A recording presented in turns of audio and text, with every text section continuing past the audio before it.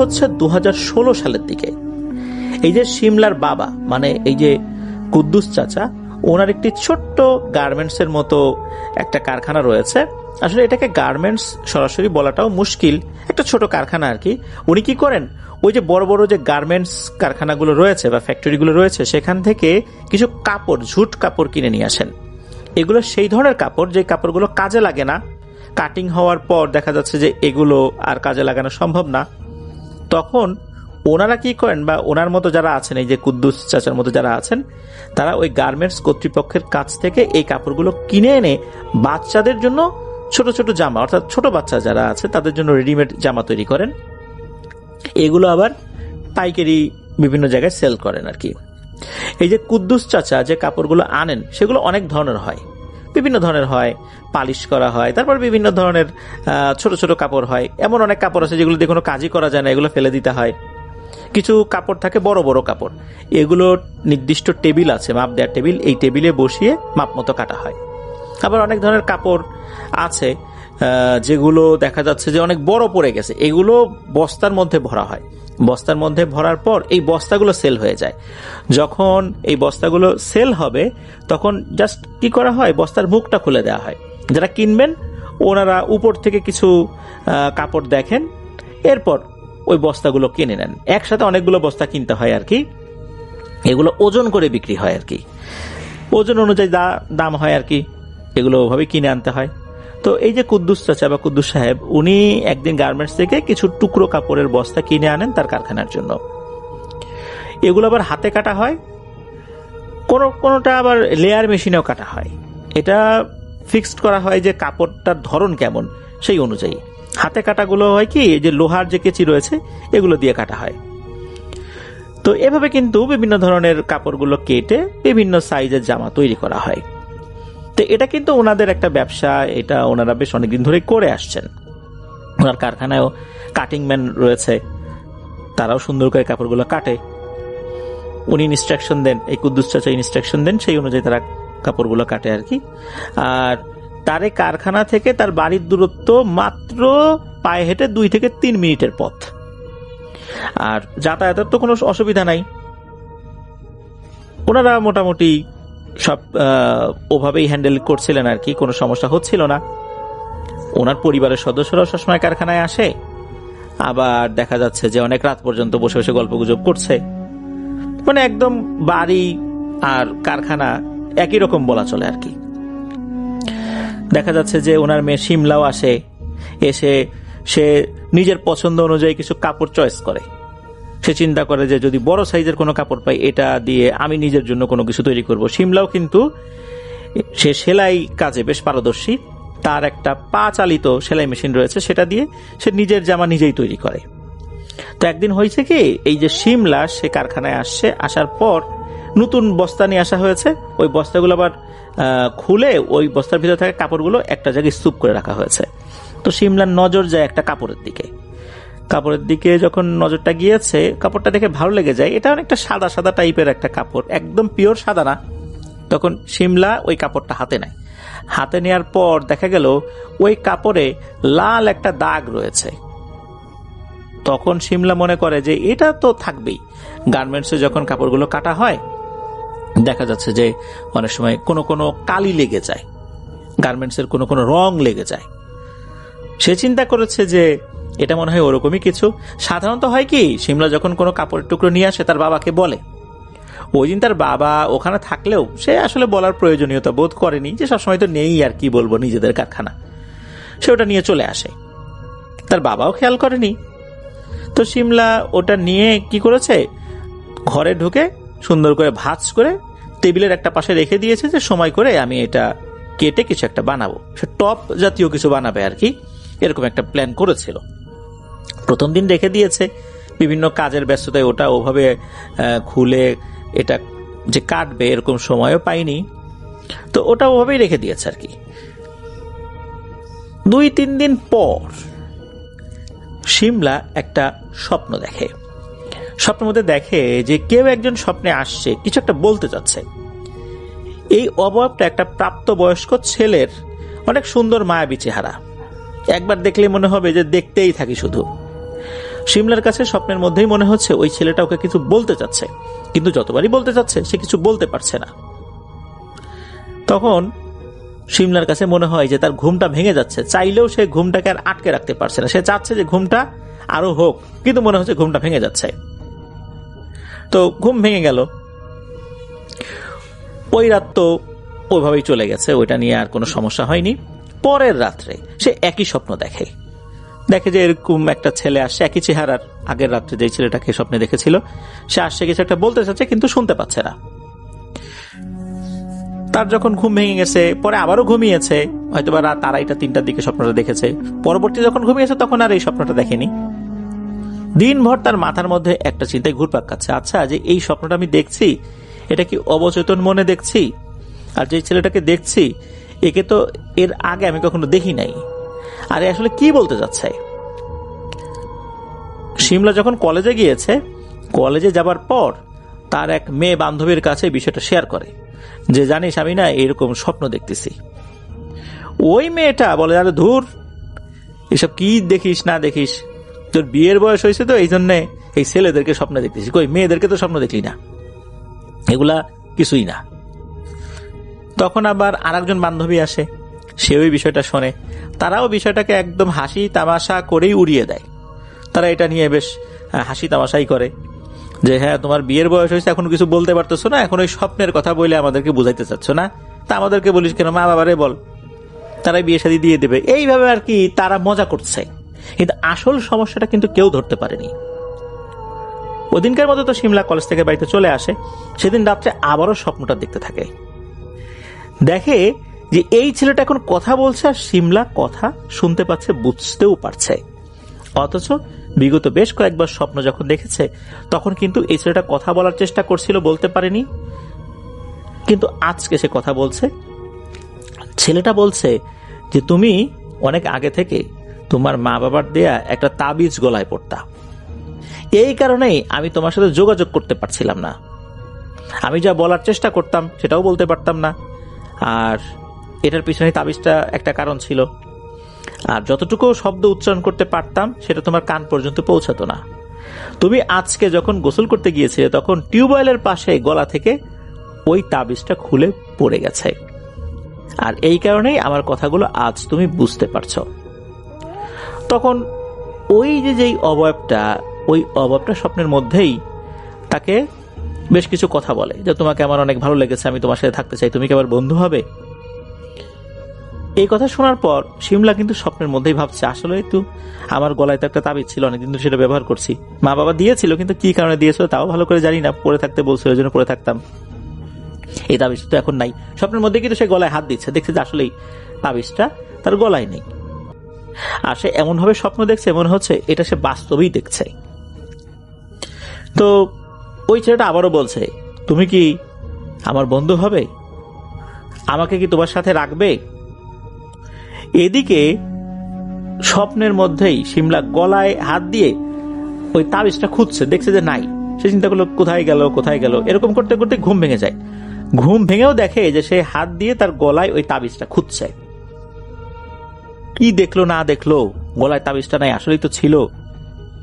স্বপ্নের মধ্যে ওই অবয়বটা সে বলল যে গলার তাবিজটা টিউবওয়েলের ওখানে পড়ে গেছে, আসলে কি এরকম? তো ওই রাত্রে সে আর ঘর থেকে বের হয়ে তাবিজটা খুঁজতে যায় নাই, কিন্তু ঠিকই পরদিন সকালবেলা সে টিউবওয়েলের কাছে গিয়ে ওই তাবিজটা পায়।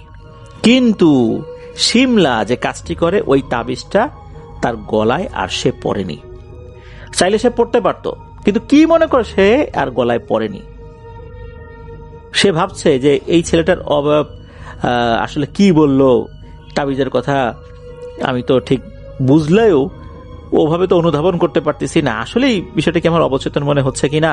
যেহেতু শিমলা কলেজে পড়তো, সেহেতু এডুকেটেড, স্বপ্ন কেন মানুষ দেখে, অবচেতন মনেও দেখে, এই বিষয়টা তো সে তো জানে, কিন্তু বারবার এই ছেলেটাই কেন স্বপ্নে আসছে এই বিষয়টা সে বুঝতে পারছে না। তো যাই হোক, তাবিজটা সে আর পড়েনি। ওই দিন রাতের বেলা সে যখন ঘুমিয়েছে তখন সেই অবয়বটা আবারও আসে। সে এসে বলে যে কি শিমলা, আমার কথা তো বিশ্বাস করলা না, আমি বলেছিলাম না টিউবওয়েলের পাশে তাবিজটা পড়ে গেছে, পরে তো ঠিকই পেয়েছ। তখন শিমলা বলে যে হ্যাঁ, আমি তো তাবিজটা পেয়েছি। তখন ওই ছেলেটার অবয় আবার বলে, তুমি তো চাইলে তাবিজটা গলায় পড়তে পারতে, কিন্তু তুমি পরোনি। আমিও চাই না তুমি ওটা পরো, কারণ তুমি যদি আবার এটা পরো তাহলে তোমার আর আমার মাঝে আবার দূরত্ব সৃষ্টি হয়ে যাবে। তখন এই যে শিমলা যে স্বপ্নের ভিতরেই বলে, তাবিজ পরা অবস্থায় আপনার কথা তো আমি বুঝতে পারি না কেন? তখন সেটা বলে, আসলে দেখো, আমি তো কোনো শরীরের ভিতরে নেই, আমি শুধু তোমার স্বপ্নেই আসি। তাই তুমি যদি তাবিজটা পরো, তাবিজটার কারণে তোমার আর আমার কথার মাঝে একটা দেয়াল তৈরি হয়ে যায়, এই কারণেই এই সমস্যাটা হয়, আমরা একে অপরের কথা বুঝতে পারি না। এভাবে আরো বেশ কিছুটা কথাবার্তা হয় আর কি। ঘুম ভেঙে যায়। শিমলা সবকিছুই কিন্তু নর্মাল ভাবে যাচ্ছে, তার শারীরিক কোনো সমস্যা হচ্ছে না, অসুস্থতা বোধ হচ্ছে না, খাওয়া দাওয়া যে করছে না বিষয়টা এরকমও হচ্ছে না, একদম সবকিছু স্বাভাবিক। এদিকে হয় কি, প্রায় প্রতি রাতেই ওই ছেলেটা স্বপ্নের ভেতরে আসে, কথা চালিয়েই যাচ্ছে, বাস্তবে কিন্তু আসছে না, শুধু স্বপ্নেই আসছে। এমনটা না যে ছেলেটা বাস্তবে মাঝে মাঝে আসে, বিষয়টা এরকম না, যেহেতু স্বপ্নের মধ্যে আসছে।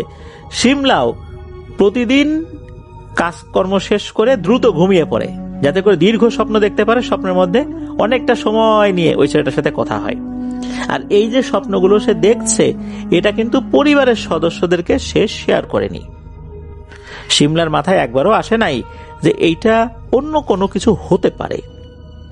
যাই হোক, এরকম বেশ কিছুদিন চলছে চলছে চলছে। হঠাৎ একদিন পরিবারের সদস্যরা এই শিমলার আচার আচরণে একটা পরিবর্তন দেখে। হঠাৎ করে এই পরিবর্তনটা আসছে। সেটা হচ্ছে, শিমলা খাবার খেতে বসেছে, তখন শিমলা তার মাকে বলছে যে আমাকে অন্যভাবে তরকারিগুলা দিবা। সেটা কিভাবে? ভাতের প্লেট থাকবে, আর যে কয়েকটা তরকারি আছে প্রত্যেকটা আলাদা আলাদা বাটিতে তাকে সামনে দিতে হবে। আমরা অনেক সময় কি করি, ভাতের প্লেটটা নিয়ে ভাত নিয়ে কড়াই থেকে তরকারি ভাতের প্লেটে বেড়ে নেই, অথবা দেখা যাচ্ছে যে বড় একটা বাটিতে আছে সেখান থেকে ভাতের প্লেটে বেড়ে নেই। কিন্তু না, শিমলা বলছে প্রত্যেকটা তরকারি তাকে আলাদা আলাদা ভাবে ছোট ছোট বাটিতে দিতে হবে। একথা শোনার পর শিমলার মা একটু অবাক হলেও শিমলার বলার মতোই আলাদা আলাদা প্লেটে সবকিছু দিয়ে দেওয়া হয়। চিন্তা করলো যে মেয়েটা মনে আজকে একটু বেশি খাবে, এই জন্য এরকম বলেছে আর কি। এটা নিয়ে কিন্তু তার মা অন্য কিছু ভাবেনি। সেদিন রাতে কি হয় যে একটা অদ্ভুত ঘটনা ঘটে। শিমলা কিন্তু পায়ে নুপুর পড়তো, হেঁটে গেলে ঝনঝন ঝনঝন আওয়াজ করতো, মৃদু আওয়াজ আর কি, বেশি জোরেও না। তো রাতের বেলা তো সবাই ঘুমিয়ে আছে, শিমলার মার ঘুম ভেঙে যায়। শিমলার নুপুরের যে আওয়াজ এটা হচ্ছে, মনে হচ্ছে উঠোন থেকে শব্দটা আসছে। শিমলার মা ভাবলো কি ব্যাপার, উঠোনে নুপুরের আওয়াজ কোত্থেকে আসে? এই চিন্তা করে সে বাইরে গিয়েছে। বাইরে গিয়ে দেখে অদ্ভুত এক দৃশ্য। শিমলা উঠোনের মধ্যে একা একা ফুটবল খেলছে, আর ফুটবলটা এমন ভাবে খেলছে, যারা প্রফেশনাল ফুটবলার তারা কিন্তু এমন ভাবে খেলে।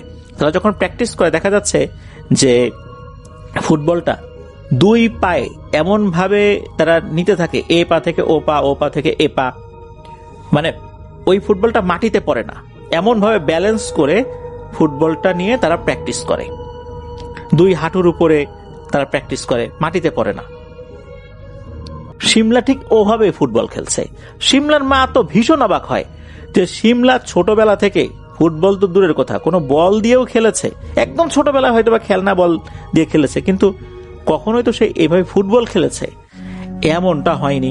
সে ফুটবল খেলা জানে না, ক্রিকেট খেলা জানে না, এমনি কিছু কিছু খেলা যেটা ঘরোয়া খেলা এগুলো সে জানে। আর এমন ভাবে খেলছে মনে হচ্ছে সে একজন প্রফেশনাল ফুটবলার। এটা কিভাবে সম্ভব? আর ফুটবল পেল কোথায়? কারণ বাড়িতে তো কোনো ফুটবল নাই, শিমলার তো অন্য কোনো ভাইও নাই যে সে ফুটবল খেলবে। তাহলে ফুটবল কোত্থেকে এলো? তখন শিমলা যখন এরকম খেলছিল, শিমলার মা বলে ওঠে, এই শিমলা, তুই ফুটবল পেলি কোথায়, আর এইভাবে খেলছিস কেন? তখন শিমলা ভারী একটা পুরুষ কণ্ঠে বলে ওঠে, দেখতে পারছো না খেলছি।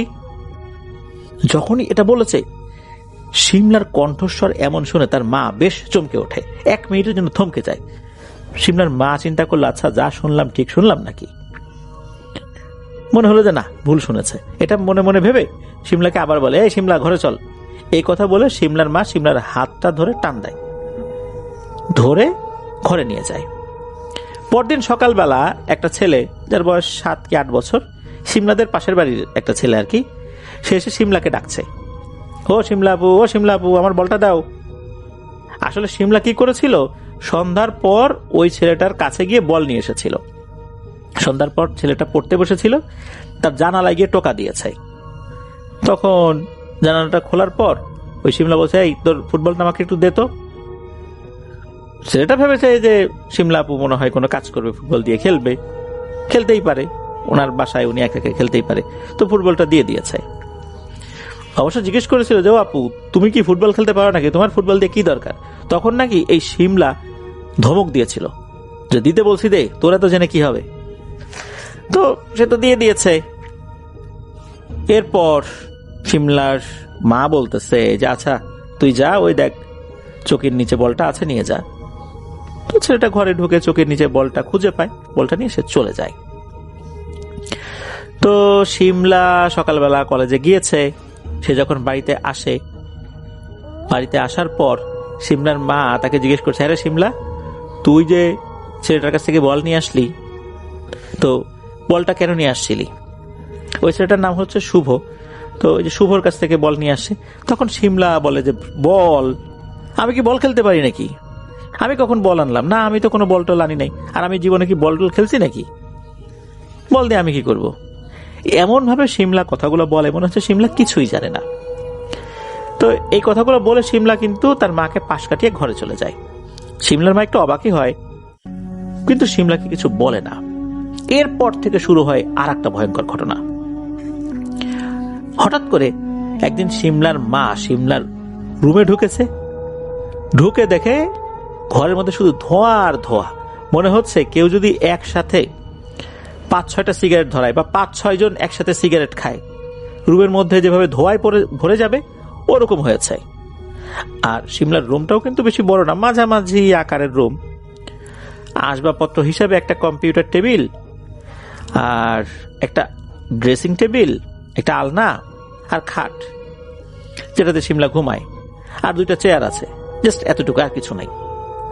তো সেই ঘরটার সাথে অন্য রুম আছে, আর ওই ঘরটার মধ্যে যদি 5-6টা সিগারেট একসাথে ধরানো হয়, ধোঁয়ায় ভরে গেলে কেমন অবস্থা হবে? সে ঢুকেছে ভিতরে, অর্থাৎ শিমলার মা ঘরে ঢুকেছে, দেখে যে একটা ছেলে মানুষ যেভাবে খাটের উপর বসে থাকে, শিমলা ওভাবে বসে আছে, হাতে একটা সিগারেট নিয়ে ছেলেদের মতোই দিব্যি সিগারেট খাচ্ছে। শিমলার মা এটা দেখে বেশ অবাক হয়ে যায়। উনি বলল, এ শিমলা, তুই কি করছিস? তুই সিগারেট খাচ্ছিস? তুই কি কলেজে ভর্তি হয়ে নেশা করা শিখে গেছিস নাকি? দাঁড়া, আজকে তোর বাবা আসুক, আমি বিষয়টা বলবো। এই কথা বলার পর শিমলা কি করেছে, সিগারেটের জ্বলন্ত অংশটুকু সে হুট করে তার মায়ের দিকে ছুঁড়ে মেরেছে। তবে সিগারেটের এই জ্বলন্ত অংশটা তার মায়ের শাড়িতে লাগেনি, হাতের একটা জায়গায় লেগেই মাটিতে পড়ে গেছে। যদি শাড়িতে লাগতো তাহলে হয়তোবা এই আগুনের কারণে শাড়িতে আগুন ধরে যেতে পারত। যখন তার মায়ের পায়ের কাছে পড়েছে, তার মা দ্রুত কি করেছে, পা দিয়ে ওই সিগারেটের আগুন জ্বলা অংশটুকু একদম পা দিয়ে মারিয়ে দিয়েছে, মানে এটা আগুনটা নিভিয়ে দিয়েছে। এদিকে শিমলা এমন ভাবে তার মায়ের দিকে রাগান্বিত ভাবে তাকিয়েছে, এই তাকানোটা কিন্তু তার মায়ের কাছে বেশি একটা সুবিধার লাগে না। শিমলা কিন্তু তার মা বাবার একান্ত অনুগত। মা বাবাও শিমলাকে এত ভালোবাসে, একটাই মেয়ে, আর মা বাবাকেও কিন্তু শিমলা অনেক ভালোবাসে। এমনকি স্কুল কলেজ যেখানে কোনো অনুষ্ঠান হয়েছে সে কিন্তু একা যায়নি, সে সবসময় তার মাকে সাথে নিয়ে গেছে, কখনো মা বাবা দুজনকে একসাথে সাথে নিয়ে গেছে। হঠাৎ করে মেয়েটার এমন পরিবর্তন শিমলার মা তো কোনোভাবেই বুঝতে পারে না। শিমলার বাবা যখন বাসায় এসেছে, যেহেতু শিমলার বাবা একটা ব্যবসা করে, কখনো কখনো দেখা যেত যে এই যে জামা কাপড়গুলো তৈরি করার পর বেশ দূরে গিয়েছে, রাতে ফিরতে পারেনি। তো ওই রাত্রে অবশ্য শিমলার বাবা বাড়িতে ফেরেনি, পরদিন উনি ফেরত এসেছেন। তখন কিন্তু এই বিষয়টা খুলে বলেন যে এই ঘটনা। তখন শিমলার বাবা, উনি তো বেশ চিন্তায় পড়ে যান যে ঘটনাটা কি আসলে। এমন বিষয়টা হচ্ছে, মেয়েটা ফুটবল খেলছে, যে কখনো ফুটবলই খেলে নাই, তারপর আবার প্রফেশনাল ফুটবলারদের মতো ফুটবল খেলছে, আবার সে সিগারেট খাচ্ছে। সে কি নেশা পানি ধরে ফেললো নাকি? কলেজে গিয়ে বন্ধু বান্ধবদের সাথে মেয়ে মানুষ এখন যদি এই বিড়ি সিগারেট খায়, এটা যদি আশেপাশে জানাজানি হয়ে যায়, মেয়েটার বিয়ে দিব কিভাবে? যেহেতু তারা রক্ষণশীল পরিবারের লোকজন। তো আসলে শিমলা যে একটা অস্বাভাবিক বিষয়ের মধ্যে আছে, এটা কিন্তু তার মা বাবা আন্দাজও করতে পারেনি। তারা চিন্তা করছে শিমলা মনে হয় নেশা শিখে গেছে। শিমলা যখন কলেজে গেছে, তখন শিমলার বাবা বলছে যে, শিমলা তুমি আজকে কলেজ থেকে আসো, তোমার সাথে আমার কিছু কথা আছে। তো যাই হোক, শিমলার মাকে কিন্তু শিমলার বাবা বলেছিল, তুমি কিন্তু শিমলাকে এই বিষয়ে কিছু বলো না, আমি ওর সাথে কথা বলবো। শিমলা যখন কলেজ থেকে ফেরত এসেছে, শিমলা বাসায় আসছে, শিমলার বাবাও আসছে। তো ওই সময় হয় কি একটা বিষয়, সেটা হচ্ছে যে মাঝে মাঝে কিছু কিছু কাপড়ের বান্ডিল শিমলার বাবা বাড়িতে নিয়ে আসতো। বাড়িতে নিয়ে আসার পর বিভিন্ন জায়গায় রেখে দিত। তো কিছু কিছু কাপড়ের বান্ডিল শিমলার ঘরে রেখেছিল। তো শিমলার সাথে কথা বলার জন্য শিমলার বাবা যখন ঘরে এসেছে, তখন দেখে এই কাপড়ের বান্ডিলগুলো একদম এলোমেলো করে রাখা, বিভিন্ন জায়গায় ছড়ানো ছিটানো, মনে হচ্ছে ইচ্ছা করে কেউ এগুলো করেছে। শিমলার বাবা এটা দেখে আবার শিমলার মায়ের কাছে গিয়ে বলছে, আচ্ছা এই কাপড়গুলো এভাবে এলোমেলো করলো কে? তখন শিমলার মা বলে যে, না আমি তো কিছু জানি না। তো যাই হোক, শিমলার মা আবার শিমলার ঘরে এসে এই কাপড়গুলো অল্প সময়ের মধ্যে গুছিয়ে দিয়েছে। শিমলার বাবা তখন শিমলার সাথে কথা বলার প্রস্তুতি নিয়েছে। এবার দেখা যাচ্ছে শিমলা ঘরে বসে দিব্যি একটা ভদ্র মেয়ের মতো লেখাপড়া করছে। শিমলার সাথে গিয়ে শিমলার বাবা খুব নরম সুরে কথা বলছে যে, কিরে মা, এরকম এরকম শুনলাম, তুমি মেয়ে মানুষ হয়ে যদি এভাবে নেশা পানি ধরে ফেলো, সিগারেট খাও, এগুলো তো ভালো না। এটা করলে তো আমাদের সম্মান থাকবে না, বিয়ে শাদী কিভাবে দিব? তুমি আমাদের একটাই মেয়ে, তুমি এরকম কাজ করো না। তো এই কথা বলতে না বলতেই হঠাৎ করে শিমলার চোখ মুখ মনে হচ্ছে শক্ত হয়ে গেল, বেশ রাগী একটা চেহারা হয়ে গেল। একটা ভয়ঙ্কর পুরুষ কণ্ঠে বলে ওঠে, এই বেটা, আমি সিগারেট খাবো কি না খাবো এটা কি তোকে জিজ্ঞেস করে খাবো নাকি? হ্যাঁ খাইছি, তোর কি রে? আচমকা এই কথা শুনে শিমলার বাবা তো চমকে ওঠে, না রে এ কি, এ কে কথা বলে? অন্য কেউ কথা বললো নাকি আশপাশ থেকে? কিন্তু না, এটা পরিষ্কার একটা ছেলেদের কণ্ঠস্বর শুনেছেন শিমলার বাবা। শিমলার বাবা কিন্তু আর কোনো কথাবার্তা না বলে ওখান থেকে বের হয়ে যান। শিমলার মাকে বলেন যে, শিমলার মা, বিষয়টা কিন্তু আমার কাছে স্বাভাবিক বলে মনে হচ্ছে না, এটা অস্বাভাবিক কোনো বিষয়, কারণ কণ্ঠস্বর এরকম পরিবর্তন, এটা মোটেও স্বাভাবিক কিছু না। এরপর শিমলার মায়ের কাছেও অস্বাভাবিক বিষয়গুলো আস্তে আস্তে মনে হতে থাকে।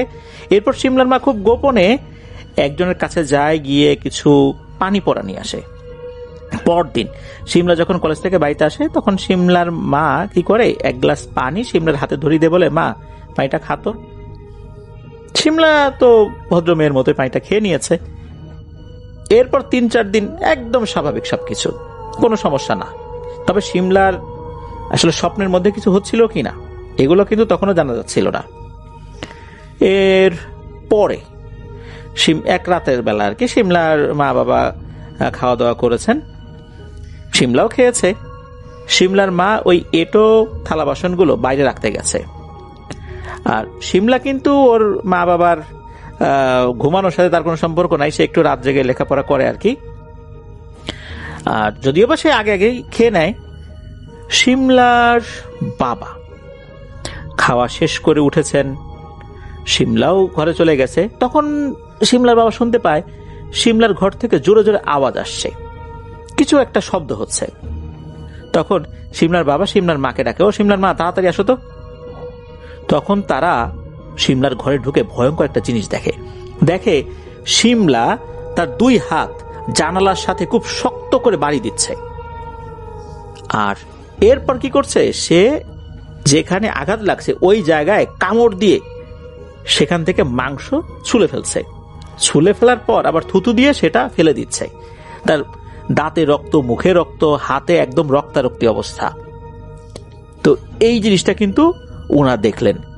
মেয়ে এরকম করছে, এটা দেখে কি কোনো মা বাবা ঠিক থাকতে পারে? এই দৃশ্য দেখার সাথে সাথে শিমলার মা চিৎকার করে মেয়েকে জড়িয়ে ধরে। শিমলার বাবাও কিন্তু মেয়েকে জড়িয়ে ধরে। শিমলার বাবা তো রেগে শিমলার 2 গালে 2টা থাপ্পড় বসিয়ে দেয়। 2 থাপ্পড় খেয়ে শিমলা অজ্ঞান হয়ে বিছানার উপরে পড়ে যায়। ডাক্তার ডাকা হয়, চিকিৎসা দেওয়া হয়, হাতে ব্যান্ডেজ করে দেওয়া হয়, জায়গায় জায়গায় যে ছিলে গিয়েছিল সেখানে সেলাইও লেগেছে। শিমলার যখন জ্ঞান ফেরে তখন শিমলার বাবা শিমলাকে বলে, এই তোর কি হয়েছে? শিমলা বলছে যে কি হয়েছে, আমি তো কিছু জানি না। মানে এমন ভাবে সে কথা বলছে মনে হচ্ছে ওর কিছুই মনে নেই, এত কিছু ঘটে গেছে ও বুঝতেও পারছে না। শিমলার বাবা তখন আর কিছু না বলে শিমলার মাকে বলে যে ওকে একটু খেয়ালে রাখো, আর শিমলাকে বলে তুমি রেস্ট নাও। এরপর শিমলার বাবা রুম থেকে বেরিয়ে তাদের রুমে চলে যায়। শিমলার বাবা শিমলার মাকে বলে, তুমি আজ শিমলার কাছে ঘুমাও, মেয়েটাকে একা একা রেখো না। শিমলার মা রাতে শিমলার কাছে শুয়ে পড়েছে। এদিকে শিমলার বাবা কারখানায় চলে গিয়েছিল। বাড়িতে শুধু শিমলা আর শিমলার মা ছিল। মাঝে মাঝে কাজের প্রেসার থাকলে রাতেও কাজ করতে হয়। শিমলার বাবা সে তো কারখানায় আছে, তো শিমলার মা তো শিমলার পাশে শোয়া। হঠাৎ মাঝরাতে সে শুনতে পায় ঘরের চালের উপর কি যেন হাঁটাহাঁটি করছে। তাদের ঘর কিন্তু টিনের ছিল, টিনের চালের উপর কিছু হাঁটাহাঁটি করলে কিন্তু বোঝা যায়। তো হাঁটাহাঁটি হচ্ছে, টিনের চালের উপর কটকট শব্দ হচ্ছে। শিমলার মা তাকিয়ে দেখে শিমলা বিছানায় নেই। রুম অন্ধকার থাকলেও ওই যে টিনের চালের আর দেয়ালের মাঝখানে যে গ্যাপটা থাকে, বাইরে লাইট জ্বলে তো ঘরের মধ্যে কিন্তু আলো আসে, ডিম লাইট জ্বালানো লাগে না আর কি। তখন দেখা গেল শিমলা বিছানায় নেই, আর ঘরের দরজাও ভেতর থেকে বন্ধ। ওই রুমটার সাথে কিন্তু অ্যাটাচ ওয়াশরুম নাই যে সে ওয়াশরুমে যাওয়ার জন্য বাইরে গিয়েছে, বিষয়টা এরকম না। দরজা ভিতর থেকে বন্ধ, শিমলা নেই। লাইট জ্বালিয়ে শিমলাকে খুঁজছে ঘরের মধ্যে, কোথাও পাওয়া যাচ্ছে না। এরপর উনি দরজা খুলে বাইরে বের হয়েছেন। বাইরে যখন বের হয়েছেন দেখেন উঠানেও কেউ নাই। চালের উপরে এরকম শব্দ হচ্ছে, এই শব্দটা কোত্থেকে আসছে, কে করছে, এটা দেখার জন্য উঠোনে গিয়ে যখন ঘরের চালের দিকে তাকিয়েছেন উনি দেখেন ভয়ঙ্কর একটা দৃশ্য। একটা ছেলে মানুষ যেভাবে বসে থাকে চালের উপরে, শিমলা দিব্যি চালের উপর সেভাবে বসে আছে আর বসে বসে সিগারেট খাচ্ছে। সে যখন সিগারেটের টান দিচ্ছে মনে হচ্ছে এক টানে একটা সিগারেটের অর্ধেক খাওয়া হয়ে যাচ্ছে। আরো কিছু সিগারেট আছে, সে একটা সিগারেট 2 টানে শেষ করে, আর শেষ করতে করতেই ওই সিগারেটের আগুন দিয়ে আরেকটা সিগারেট জ্বালায়। আর তার মা যখন শিমলার দিকে তাকিয়েছে এই দৃশ্য দেখে তো শিমলার মা ভয় পেয়ে গেছে। শিমলাও খেয়াল করেছে যে তার মা তাকে দেখেছে। শিমলা তখন দাঁত বের করে এমন অট্টহাসি দিচ্ছে, কিন্তু সেই অট্টহাসির কোনো শব্দ হচ্ছে না।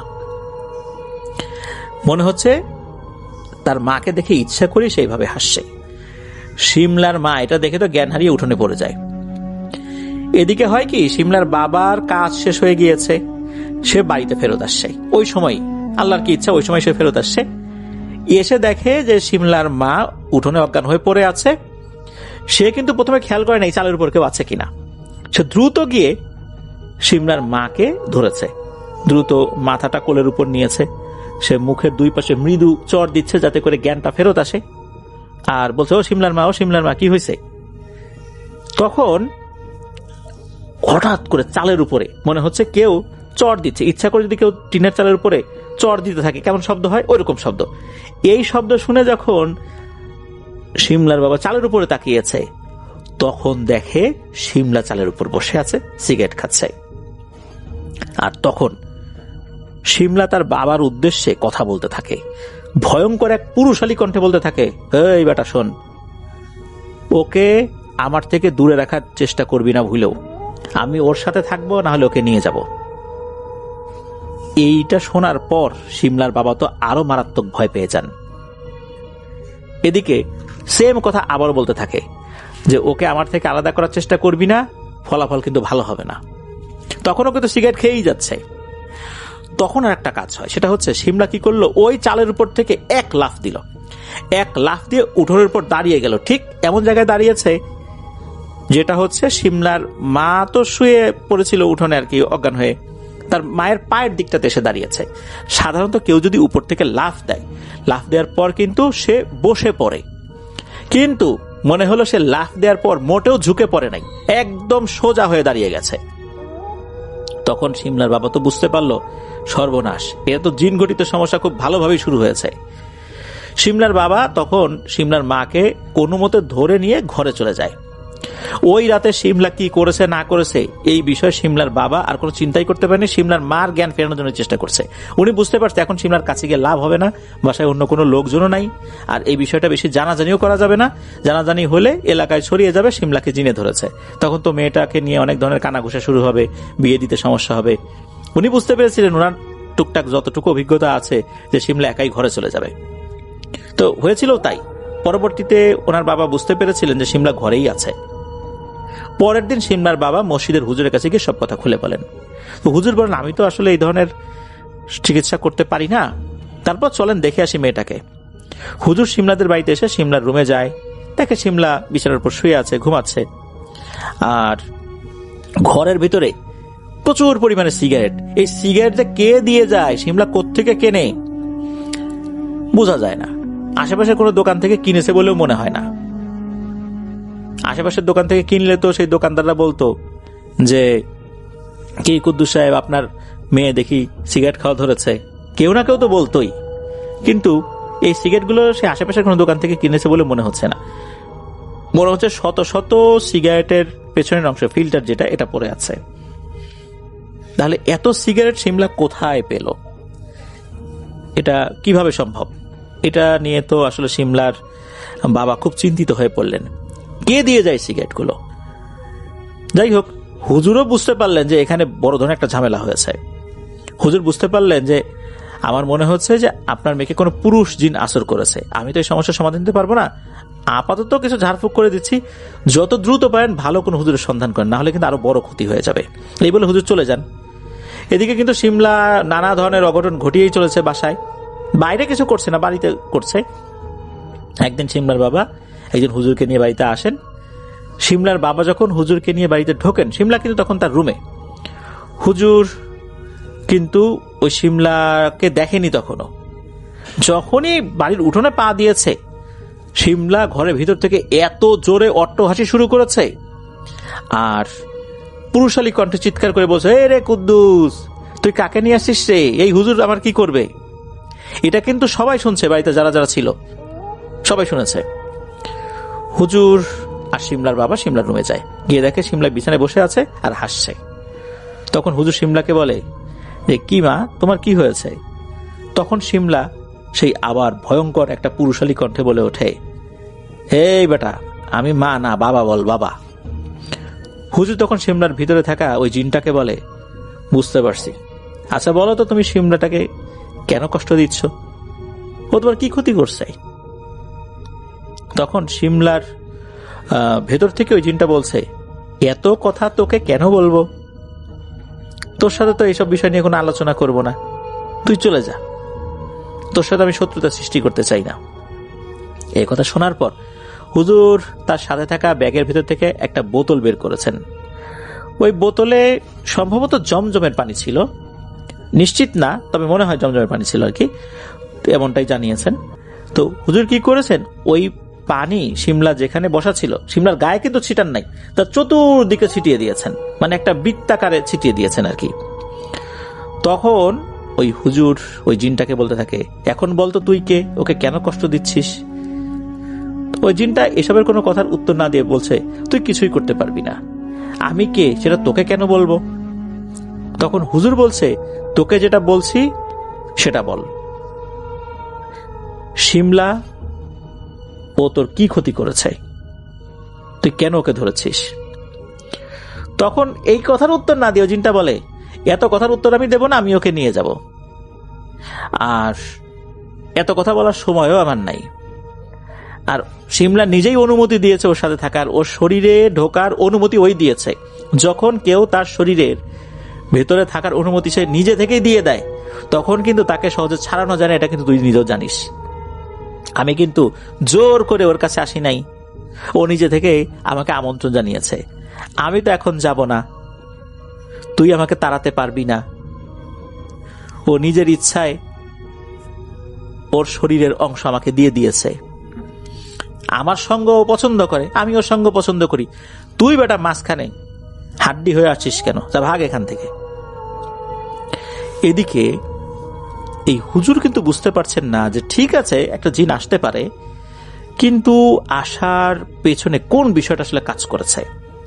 তখন হুজুর বলেন শিমলার মা বাবাকে আর কি, দেখেন আমি বুঝতে পারছি যে এই জিনটা সে শিমলার শরীরে শিমলার ইচ্ছাতে থাকছে, সুতরাং একে সহজে তাড়ানো সম্ভব হবে না। যে নিজের ইচ্ছায় তার শরীর ব্যবহারের অনুমতি দেয় তাকে কিন্তু সহজে তদবির দিয়ে ভালো করা যায় না।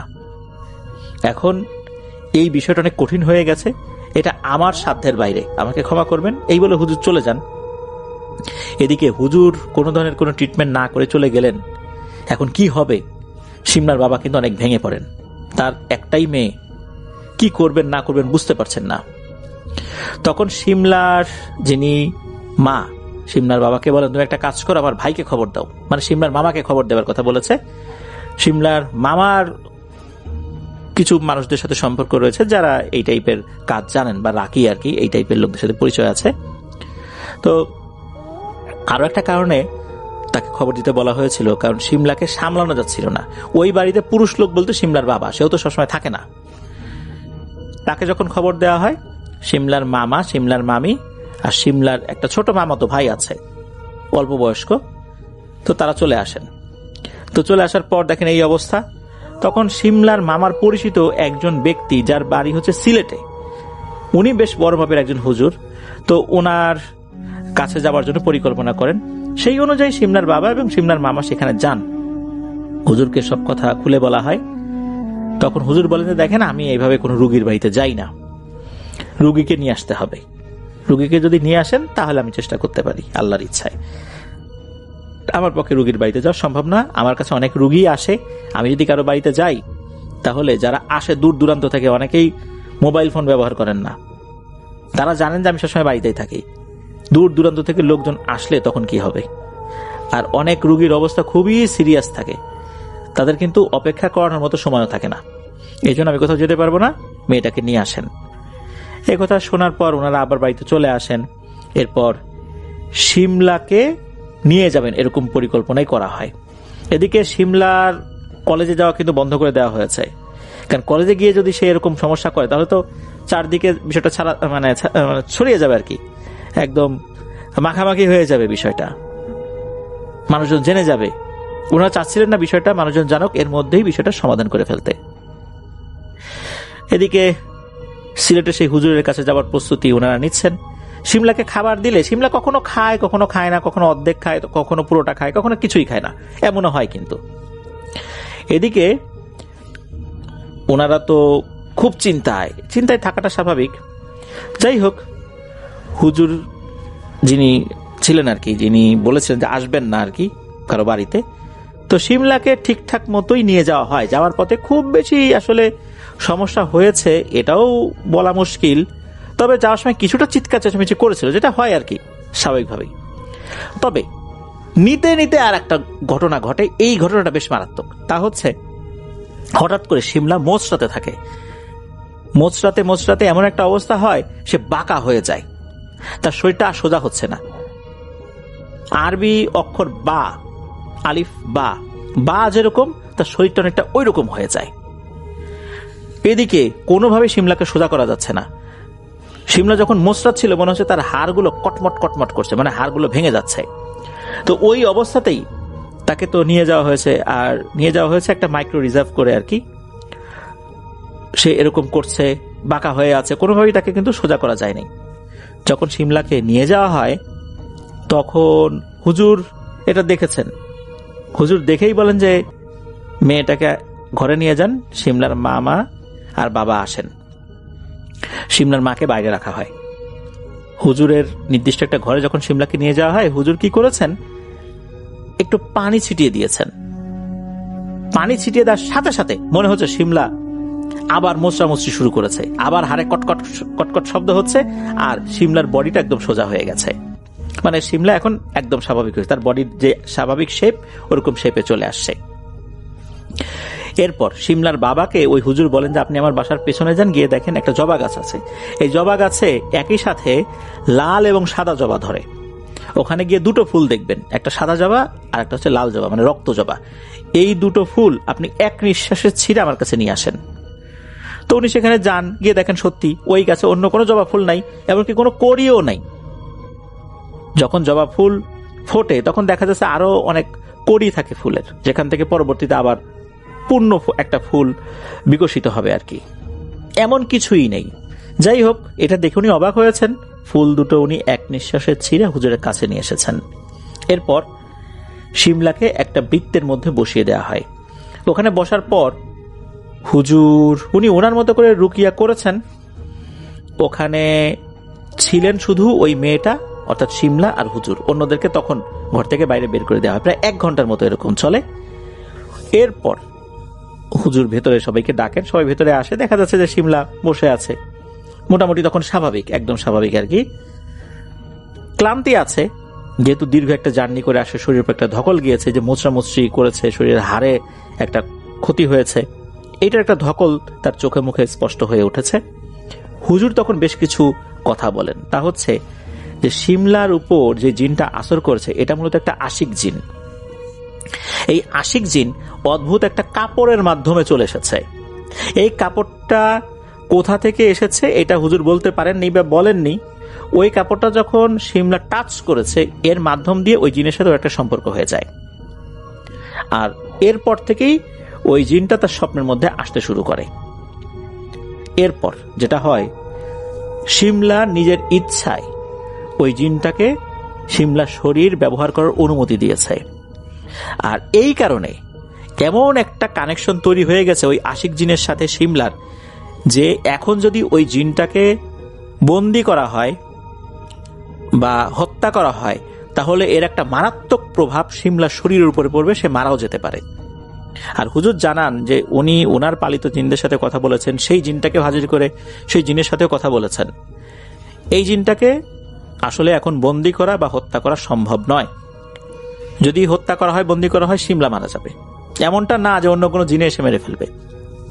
ওই জিনটা শিমলার শরীরে এমন কিছু করে দিয়ে রেখেছে যে যদি ওই জিনটাকে কোনো ক্ষয়ক্ষতি করা হয় তাহলে এর প্রভাব মারাত্মকভাবে শিমলার উপর এসে পড়বে। তবে হুজুর এতটুকু সমাধানে এসেছেন যে ওই জিনটা শিমলার শরীর আর ঢুকবে না, শিমলার স্বাভাবিকভাবে জীবনযাপন করবে। তবে শর্ত একটাই, শিমলার কখনো বিয়ে হবে না, এটা হতে দেবে না বা এটা হবেও না। তখন হুজুর বলে দেন যে এটা ছাড়া আর কোনো উপায় নাই, কারণ শিমলা যদি নিজের ইচ্ছায় ওই জিনটাকে তার শরীর ব্যবহারের অনুমতি না দিত তাহলে কিন্তু এই সমস্যার সমাধানটা অনেক সহজ হতো। কিন্তু এটা হয়নি, শিমলা না বুঝেই এই কাজটি করে ফেলেছে, যার কারণে এই সমস্যাটা সৃষ্টি হয়ে গেছে। এখন এটা সমাধান একটাই, শিমলা বেঁচে থাকবে, শিমলা স্বাভাবিক থাকবে, তবে তার কোনো বিয়ে হবে না। এটাই সমাধান, এছাড়া আর কোনো সমাধান নেই। এই কথা শোনার পর শিমলার মা বাবা, ওনার মামা খুব একটু দীর্ঘশ্বাস ফেলেন যে একটা মেয়ে এইভাবে পুরো জীবনটা পার করে ফেলবে। হুজুর বলেন যে আপনার আল্লাহর কাছে দোয়া করেন, আল্লাহ তাআলা চাইলে অনেক কিছু সম্ভব, তবে এটা চিকিৎসা বিদ্যায় সহজে ভালো হবে না, এটা একদম তার সাধ্যের বাইরে। এটা ওই হুজুর জানিয়ে দেন আর কি। তো ওখান থেকে শিমলাকে নিয়ে আসা হয়। জিনটা সম্পর্কে আর বিস্তারিত কিছু হুজুর জানান নাই। তো ঘটনা 2016 সাল থেকে শুরু, এখন 2026 সাল। শিমলার বর্তমান বয়স প্রায় 29 বছর। শিমলা দেখতে কিন্তু মাশাআল্লাহ অনেক সুন্দরী। তার বিয়ে শাদীর প্রস্তাব আসে, ছেলেপক্ষ দেখে যায়, কিন্তু দেখে যাওয়ার পর আর যোগাযোগ করে না। পাত্রপক্ষ অর্থাৎ শিমলার বাবা কুদ্দুস সাহেব যখন ওই পাত্রপক্ষের সাথে যোগাযোগ করেন তখন পাত্রপক্ষ জানিয়ে দেয় যে শিমলাকে দেখে তাদের পছন্দ হয়নি, অথচ পছন্দ না করার মতো মেয়ে সে না। এভাবেই চলছে 2016 সাল থেকে আজ 2026 সাল। শিমলার এখনো বিয়ে হয়নি। শিমলা তার আচার আচরণে কখনো অস্বাভাবিকতা প্রকাশ করেনি বা মানুষও তার এখন পর্যন্ত অস্বাভাবিকতা দেখেনি, বিশেষ করে হুজুরের কাছ থেকে আসার পর। কিন্তু এভাবেই চলছে। বিয়ে হবে না জেনেও কিন্তু শিমলার মা বাবা বসে নাই। তারা কিন্তু তাদের জায়গা থেকে চেষ্টা করলেও ফলাফল ওই একই হয়। পরবর্তীতে তারা না করে দেন যে শিমলাকে দেখে তাদের পছন্দ হয়নি। এভাবেই চলছে, এখনো চলছে। সিমলার জন্য আপনাদের ওয়ার্ল্ডের পক্ষ থেকে দোয়া রইল, আল্লাহ তাআলা তার এই সমস্যাটাকে দূর করে দিন। আপনারা সবাই দোয়া করবেন, কারণ এই জীবন একটা ভয়ঙ্কর অভিশপ্ত জীবন। এভাবে একটা সময় পর্যন্ত চলা যায়, পরবর্তীতে সিমলার মা বাবা যখন থাকবেন না এই পৃথিবীতে, সিমলা অনেক একা হয়ে যাবেন, কারণ তার তো অন্য কোনো ভাই বোন নেই। আর একা একটা মেয়ের জীবন ধারণ করা এই সমাজে কতটা যে কঠিন, এটা কিন্তু আমরা সহজেই বুঝতে পারি। আল্লাহ তাআলা সিমলার এই সমস্যাটাকে দূর করে দিন, সেজন্য আবার স্বাভাবিক জীবনে ফেরত আসতে পারে, আমরা সেই দোয়াই করব। ধন্যবাদ জানাচ্ছি রাকিব ভাইকে আপনার পাঠানো দুটি ঘটনার জন্য। প্রথম ঘটনা তো আমরা শুনলাম, সিমলার ঘটনাও শুনলাম। তো প্রিয় লিসেনার্স, আপনারা যারা ধৈর্য ধরে পুরো এপিসোডটি শুনেছেন, আপনাদের জন্য ধন্যবাদ এবং শুভকামনা রইল। আল্লাহ তাআলা আমাদেরকে হেফাজত করুন, নিরাপদে রাখুন। যখন কোনো বিষয় সন্দেহজনক মনে হবে, যে এমন কোনো বিষয় যেটার মধ্যে এমন কোনো সন্দেহজনক জিনিস রয়েছে, সেই জিনিসটা আমরা হাত দেব না। যদিও বা এটা সবসময় বোঝা সম্ভব নয়, স্পেশালি এমন কোনো জিনিস মাটির নিচ থেকে তোলা হয়েছে বা অনেক পুরনো কোনো জিনিস যেটার মুখ আটকানো রয়েছে, এই জিনিসগুলো খুলতে যাওয়া মোটেও উচিত নয়। তাতে করে কিন্তু বিভিন্ন ধরনের সমস্যা হতে পারে। এরপর আমরা নিজেরাও ভুল করে এমন কিছু কাজ করে ফেলি যেটা মোটেও উচিত নয়। যেমন কোনো একটা জাদুর নকশা কারো উপর জাদু করা হয়েছে, এই নকশাটা আমরা হাত দিয়ে ধরে ফেলি, এটা কিন্তু মোটেও উচিত নয়।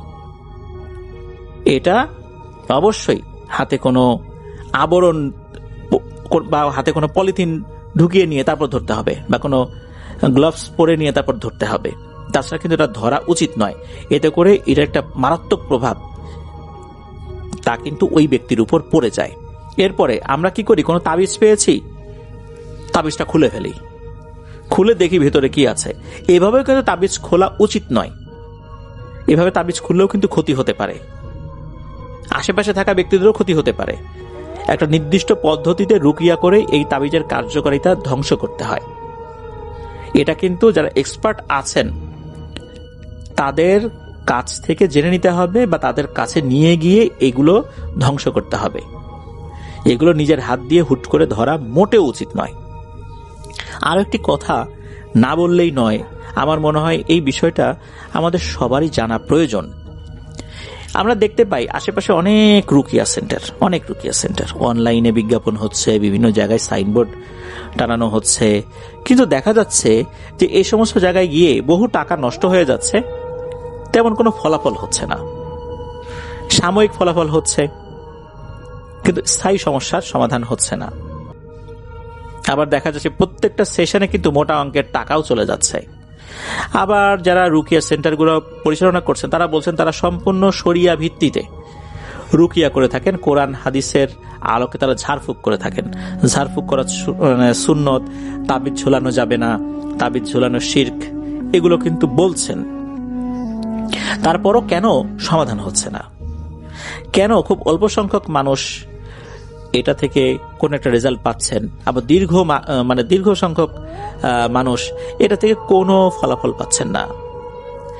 এটা নিয়ে যতটুকু অ্যানালাইসিস করে বুঝতে পেরেছে, আমার বোঝা কিন্তু ভুল হতে পারে, তা হচ্ছে যে একটা সময় যারা রাকি ছিলেন, যারা রুকিয়া করতেন, আপনারা প্রিয় লিসেনার্স খেয়াল করবেন, তারা যখন রুকিয়া করতেন বা জিন ঘটিত রোগের কোনো একটা সমাধান দিতেন বা এই সমস্যার সমাধানের জন্য চেষ্টা করতেন, ওনারা কিন্তু কখনোই বলতেন না যে আমি এই চিকিৎসাটা করে দিব, এত টাকা দিতে হবে, আমার ফিস এত টাকা, এগুলো বলতেন না। কাজ শেষ হওয়ার পর কেউ কখনো টাকা নিতেন, কেউ নিতেন না। কারণ হচ্ছে যে এই ধরনের আধ্যাত্মিক চিকিৎসা করার পর সমাধান হবে কি হবে না এটা তো নিশ্চিতভাবে বলা যায় না। কারণ এটা জাগতিক কোনো ট্রিটমেন্টের মতো না। কোনো একজন ডক্টরের কাছে গেলাম, ডক্টরের কাছে যাওয়ার পর ডক্টর রোগী দেখলেন, একটা ফি নিলেন, এটা উনি নিতেই পারেন, কারণ এটা একটা জাগতিক চিকিৎসা। কিন্তু আধ্যাত্মিক চিকিৎসার সাথে রুহের একটা শক্তির প্রয়োজন হয়, তার কলবের একটা শক্তির প্রয়োজন হয়, তার কলবের মধ্যে রুহানি ফ্রিকোয়েন্সির পরিমাণ কত তার একটা ব্যাপার থাকে এর সাথে জড়িত। যিনি চিকিৎসা করবেন তিনি কিন্তু তার একটা আধ্যাত্মিক ক্ষমতা থাকতে হবে, তিনি আমল করে একজন ওস্তাদের সান্নিধ্যে থেকে এই জিনিসগুলো শিখবেন। আর যারা সত্যিকারের, একদম সত্যিকারের যারা রুকিয়া করেন, তাদেরকে চেনার একটা উপায় হচ্ছে ওনারা কখনোই শুরুতে বলবেন না যে আমাকে এত টাকা দিতে হবে। আপনি যখন সুস্থ হবেন খুশি হয়ে যেটা দিবেন, বা সুস্থ না হলেও আপনি যেহেতু একজনের কাছ থেকে একটা সার্ভিস নিয়েছেন, আপনি খুশি হয়ে যদি 1 টাকাও দেন, উনি সেদিকে তাকাবেও না, উনি জাস্ট নিয়ে রেখে দেবে। উনি বলবেনও না যে আমি এত দূর থেকে এসেছি, আমার পথ খরচটাও তো দিলেন না, এটাও বলবে না। যদি এটা বলে থাকেন তাহলে বুঝতে হবে যে উনি আসলে রুহানি শক্তিতে দুর্বল। ওনার দ্বারা আপনার সমাধান কতটুকু হবে, অন্তত কোরআন সুন্নাহ অনুযায়ী কতটুকু হবে, এটা বলা মুশকিল। এমন বহু মানুষের কথা আমরা শুনবো যে যারা আধ্যাত্মিক ভাবে ট্রিটমেন্ট করেছেন, এই ধরনের সমস্যাগুলো সমাধান করেছেন, তারা 1টা টাকাও নেননি। বহু দূর দূরান্ত থেকে আসছেন, কোনো ধরনের কোনো টাকা ছাড়াই আবার চলে গেছেন। জোর করে দিলে শুধু পথ খরচটুকু নিয়েছেন। অথচ আমরা এখন দেখতে পাচ্ছি কারো চিকিৎসা ফি বা সেশন ফি 8,000, 10,000, 5,000, আরো কমও আছে, আরো বেশিও আছে। তাহলে এক একটা সেশনে আমরা যেই ফি গুলো দিচ্ছি, আমি জানি হয়তোবা যারা এই ধরনের রাকি আছেন বা রুকিয়া সেন্টারের সাথে জড়িত আছেন, আমার এই কথা শোনার পর অনেকেই আমার উপর ভীষণভাবে ক্ষিপ্ত হয়ে যাবেন। কিন্তু আপনার বুকে হাত দিয়ে বলুন তো যে এভাবে আধ্যাত্মিক চিকিৎসাগুলো হয়, রুহানি চিকিৎসাগুলো হয়? হয় না। এর ফলে যারা এইভাবে রুকিয়া করছেন ওনারা নিজেরাই কিন্তু ধ্বংসের দিকে এগিয়ে যাচ্ছেন। কেননা এইভাবে চিকিৎসা করার ফলে দেখা যাচ্ছে ওনাদের যেই নিরাপত্তা বলয়, যে প্রতিরক্ষা বলয়টা রয়েছে, এটা নিজেরাই আস্তে আস্তে দুর্বল করে ফেলছেন। ওনারা চিন্তা করছেন আমাদের তো কিছু হচ্ছে না। হ্যাঁ, হবে, একটা সময় গিয়ে হবে। কেননা কোনো একটা বিল্ডিং এ যদি একটা ইট খুলে যায়, পুরো বিল্ডিংটা কিন্তু ধসে পড়ে না। আস্তে আস্তে আস্তে আস্তে সম্পূর্ণ বিল্ডিং এর ইট যখন খুলে যায়, আস্তে আস্তে পিলারগুলো যখন দুর্বল হয়ে যায়, এরপরে গিয়ে ধসে পড়ে। একই রকম ভাবে কোনো মানুষ যখন এই ধরনের রোগের ট্রিটমেন্টগুলো করছে, তারা চুক্তি করে টাকা নিচ্ছেন, ভালো হোক না হোক তাকে টাকা দিতে হবে। তো এইভাবে চিকিৎসাগুলো তারা করছেন, আস্তে আস্তে তারা তাদের নিরাপত্তা বলয়কে দুর্বল করছেন। আর এই যে এইগুলোর একটা প্রভাব, এই প্রভাবগুলো কিন্তু একবারে এসে লাগে না। যদি জিনেরা ক্ষতি করার চেষ্টা করে তারা কিন্তু সাথে সাথে করবে না, আস্তে আস্তে তারা দেখবে যে এর নিরাপত্তা বলয়ের অবস্থা কি। যখন পরিপূর্ণভাবে একটা নিরাপত্তা বলয় দুর্বল হয়ে পড়বে বা এমন একটা পর্যায়ে পৌঁছাবে, তখন গিয়ে আক্রমণ করাটা সহজ হয়ে যায়। তখন আক্রমণ করলে এই ব্যক্তি আর কোনো প্রতিরোধ বলয় তৈরি করতে পারবেন না, কারণ তার রুহানি শক্তি একদম শেষ হয়ে গেছে। মানুষের কাছ থেকে টাকা নিতে নিতে তার নৈতিক অবক্ষয় হয়ে গেছে, যা তিনি নিজেও বুঝতে পারেননি। তখন তাকে জিনেরা কিন্তু ধরে বসবে। এই জন্য সত্যিকার অর্থে যারা রাকি, যারা এই ধরনের চিকিৎসা শিখেছেন, তারা কখনোই শুধু টাকার জন্য এগুলো করবেন না। তারা মানুষের উপকারের নিয়তে করবেন। তাদের ওস্তাদরাও সেভাবেই শিখেছেন, তাদের ওস্তাদরাও সেভাবেই শিখেছেন। এইভাবেই কিন্তু এই এলেমগুলো চলে আসে। শুধু বই পড়ে রুকিয়া করলে এগুলো হবে না। হ্যাঁ, সাময়িক কিছু উপকার হতে পারে, কিন্তু দীর্ঘমেয়াদে কোনো উপকার হবে না। সেই ধরনের ব্যক্তিবর্গ এখন খুবই কম পাওয়া যায়। ওই ধরনের ব্যক্তিবর্গ যদি আপনারা খুঁজে পান, যারা কোনো টাকার কথাই বলেন না, খুশি হয়ে যে যেটা দেয় সেটাই নেন, টাকার দিকে তাকিয়েও দেখেন না, বুঝতে পারবেন এমন ব্যক্তিদের কাছ থেকেই আল্লাহ চাহেন তো সমাধান আসতে পারে। অন্য ব্যক্তিদের কাছ থেকে যারা টাকা নিচ্ছেন, তাদের কাছ থেকে সাময়িক সমাধান আসলেও এটা স্থায়ী হবে কিনা এটা বলা মুশকিল। আর মুখে বলছে যে আমরা কোরআন সুন্নাহ অনুযায়ী চিকিৎসা করছি, কিন্তু এই যে চুক্তি করে টাকা নিচ্ছে, এটা কি কোরআন সুন্নাহ অনুযায়ী হচ্ছে? হ্যাঁ, কাজ হয়ে যাওয়ার পর খুশি হয়ে কেউ কিছু দিয়েছে, এটা কিন্তু নেয়ার যেই একটা বিষয়টা, এটা কিন্তু হাদিসে উল্লিখিত রয়েছে। একজন সাহাবীও কিন্তু এরকম নিয়েছেন। উনি সাপে কাটা রোগীর একটা চিকিৎসা করেছিলেন। সূরা ফাতিহা পড়ে ফু দেওয়ার পর আল্লাহর রহমতে উনি ভালো হয়ে যান। খুশি হয়ে ওখান থেকে বেশ কিছু দুম্বা বা ছাগল এরকম উপহার দিয়েছিলেন তারা। উনি সেটা গ্রহণ করেছিলেন। এরপর রাসূল সাল্লাল্লাহু আলাইহি ওয়াসাল্লামকে বলার পর উনিও সেটা অ্যাকসেপ্ট করেছিলেন যে হ্যাঁ, যেহেতু ভালো হয়ে গেছে। তবে রাসূল সাল্লাল্লাহু আলাইহি ওয়াসাল্লাম জিজ্ঞেস করেছেন, তুমি কি পড়ে ফু দিয়েছ? কোনো দুর্বোধ্য মন্ত্র পড়ে ফু দাওনি তো? পরে উনি বলেন, না, সূরা ফাতিহা পড়ে আমি ফু দিয়েছি, কেননা সূরা ফাতিহা সকল রোগের শেফা। তখন কিন্তু রাসূল সাল্লাল্লাহু আলাইহি ওয়াসাল্লাম খুশি হয়েছিলেন। তার মানে হচ্ছে যে কাজ হয়ে গেলে কেউ খুশি হয়ে কিছু দিলে সেটা নেওয়া যাবে, কিন্তু কোনোভাবেই এটা বলা যাবে না আমাকে এত টাকা দিতেই হবে। কিন্তু এটাই কিন্তু হচ্ছে। আপনারা দেখুন কোন রুকিয়া সেন্টারের সাথে কথা বলে যে তারা কিন্তু একটা ফিস নিচ্ছেন, আপনারা সেই মানুষদেরকে খুঁজে বের করুন যারা কোনো টাকার কথা বলে না। হ্যাঁ, টাকা দিতে হবে, আমি এই অর্থে বলছি যখন একটা মানুষ অনেক কাজ করছেন, কষ্ট করছেন, দূর দূরান্ত থেকে এসেছেন, তার গাড়ি ভাড়ার তো একটা বিষয় থাকে। একটা মানুষ কষ্ট করছেন, এটা আপনাদের বিবেচনা অনুযায়ী কিন্তু এটা দিতে হবে। তো এটা কিন্তু আমাদেরও মাথায় রাখা জরুরি যে একটা মানুষ কষ্ট করছে, তারও পরিবার আছে, উনি এই খেদমতটা আমাদের জন্য করছেন, তারও ঝুঁকি থাকে, ঝুঁকিটা নিয়ে করছেন। এটা আমাদের মাথায় রাখা যেমন জরুরি, ঠিক তেমনি তাদেরও মাথায় রাখা জরুরি যে আগে থেকে চুক্তি করে কোনো টাকা নেওয়া যাবে না। তাহলে আপনার দ্বারা আর যাই হোক দিনের খেদমত হবে না। মানুষের উপকার হতে পারে স্বাভাবিক সময়ের জন্য, কিন্তু আপনি বড় ধরনের একটা বিপদে পড়তে যাচ্ছেন অচিরেই, আর এই বিপদে একবার পড়লে উদ্ধার পাওয়ার আর কোনো উপায় নেই। আল্লাহ আমাদেরকে বোঝার তৌফিক দান করুন। প্রিয় লিসেনার, অনেক কথা বলে ফেললাম। যারা রুকিয়ার সাথে যুক্ত আছেন বা রাখি আছেন, আমার এই কথাগুলো শুনলে কেউ কেউ হয়তো মনক্ষুণ্ণ হতে পারেন, তবে আমার ধারণা আমি যতটুকু মানুষের কাছ থেকে জেনেছি, বিশেষ করে যারা এই বিষয়ে অভিজ্ঞ আছেন তাদের কাছ থেকে আমি এরকমটাই জেনেছি। এই অনুযায়ী কথাগুলো বললাম। আশা করি যে আমাদের যারা সম্মানিত লিসেনারগণ রয়েছেন, আপনারাও ঠিক এই ধরনের ব্যক্তিদেরকে খুঁজে বের করবেন। তবে আমরা এই ধরনের কোনো ব্যক্তিদের সন্ধান দেই না, দেবও না ভবিষ্যতে। এটা আমাদের কাজ না, আমরা এটা করতেও আগ্রহী না এই ধরনের সন্ধান দিতে। আমরা শুধু মানুষদেরকে ভয়ের ঘটনা শোনানোর মাধ্যম দিয়ে সচেতন করার চেষ্টা করছি, মেসেজ দেওয়ার চেষ্টা করছি। তবে আমরা কোনো রুকিয়া সেন্টার বা কোনো ভালো হুজুর বা রাকির সন্ধান দিতে অপারগতা প্রকাশ আগেও করেছি, এখনো করছি, ভবিষ্যতেও করব। এই বিষয়ে আমাদেরকে নক দিয়েও কোনো লাভ হবে না, ইমেল করেও লাভ হবে না, আমরা এগুলো দেখিও না। আজকের এপিসোড থেকে বিদায় নিচ্ছি। সবাই ভালো থাকবেন, সুস্থ থাকবেন, আমার জন্য দোয়া করবেন, আমার পরিবারের জন্য দোয়া করবেন। আমাদের সাথে শেয়ার করছে মিনার, পুরনো ঢাকা থেকে। মিনার তাদের একটি দোকান ছিল 2000 সালের দিকে, সেই দোকানের একটি ঘটনা শেয়ার করছেন আমাদের কাছে, এবং তিনি আমাকে অনুরোধ করেছেন আমি যেন আমার মতো করে শেয়ার করি। আমি চলে যাচ্ছি মিনারের পাঠানো ঘটনায়। 2000 সালের দিকে মিনারদের একটা দোকান ছিল, এই দোকানটাতে শাড়ি কাপড় বিক্রি হতো। এটা কোনো একটা জায়গায়, জায়গাটার লোকেশন মিনার বলবে না, সেখানে বিক্রি হতো। এবং পুরনো একটা বিল্ডিং, বেশ বড় বিল্ডিং, সেই বাড়ির নিচতলায় ছিল দোকানটা।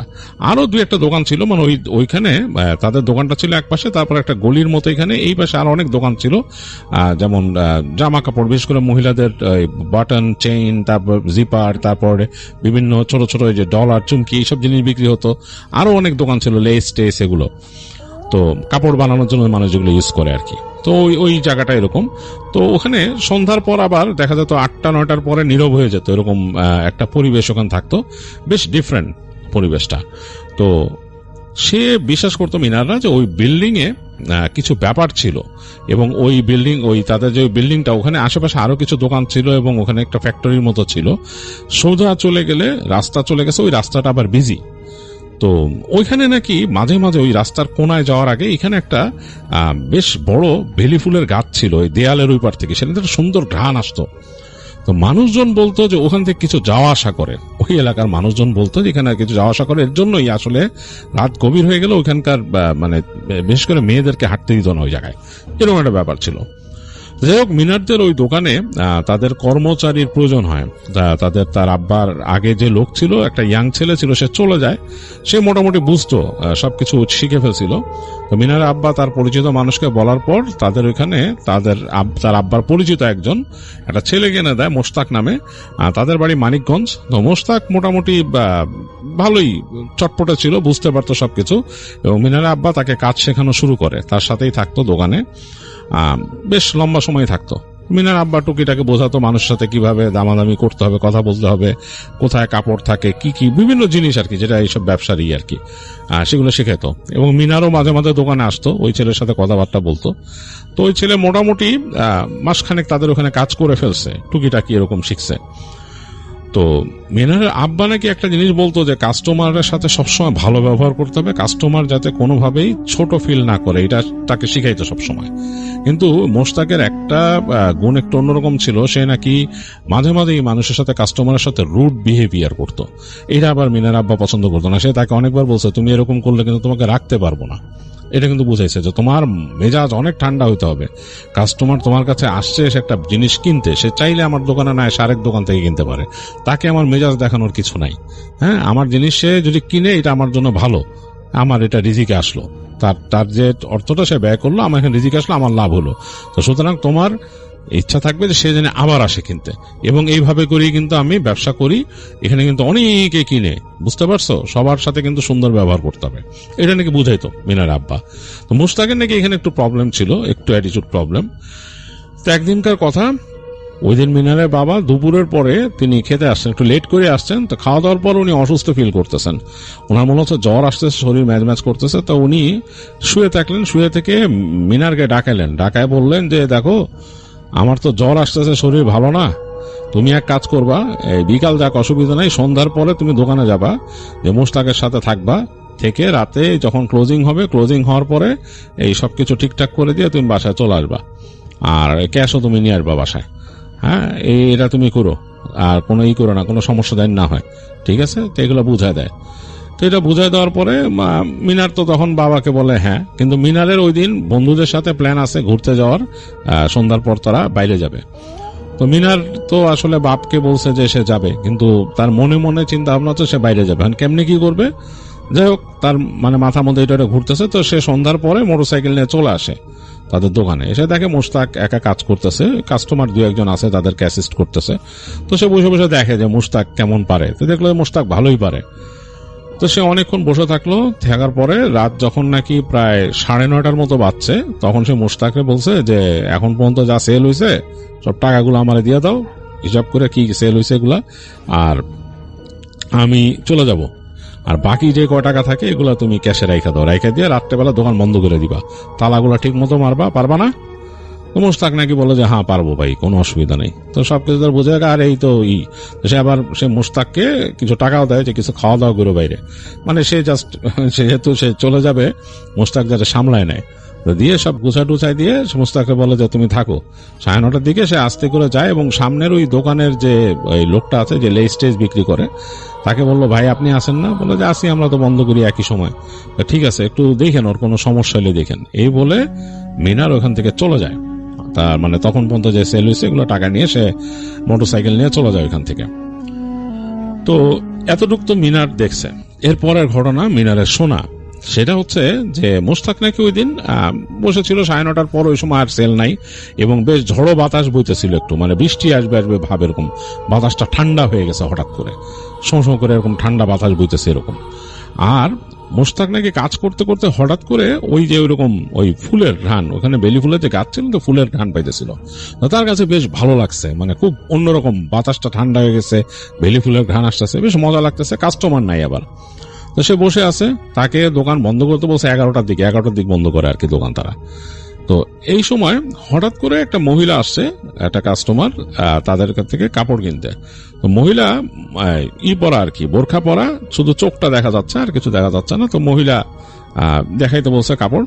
তো মহিলা নাকি বেশ স্পেসিফিক ছিল, সে যেই রঙের মানে শাড়ি নিবে সেই শাড়িটা সে খুঁজে বের করছে একদম ডিরেক্টলি, নাকি সে জানে এরকমই বের করে নাকি বলছে যে এটার দাম কত কি। তো এমন ভাব যে মহিলা দামটাও জানে।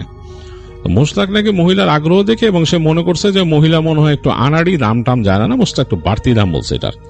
তো মহিলাটা তাকে বলছে না এটার দাম এত, মানে স্পেসিফিকলি দামটা বলে দিছে।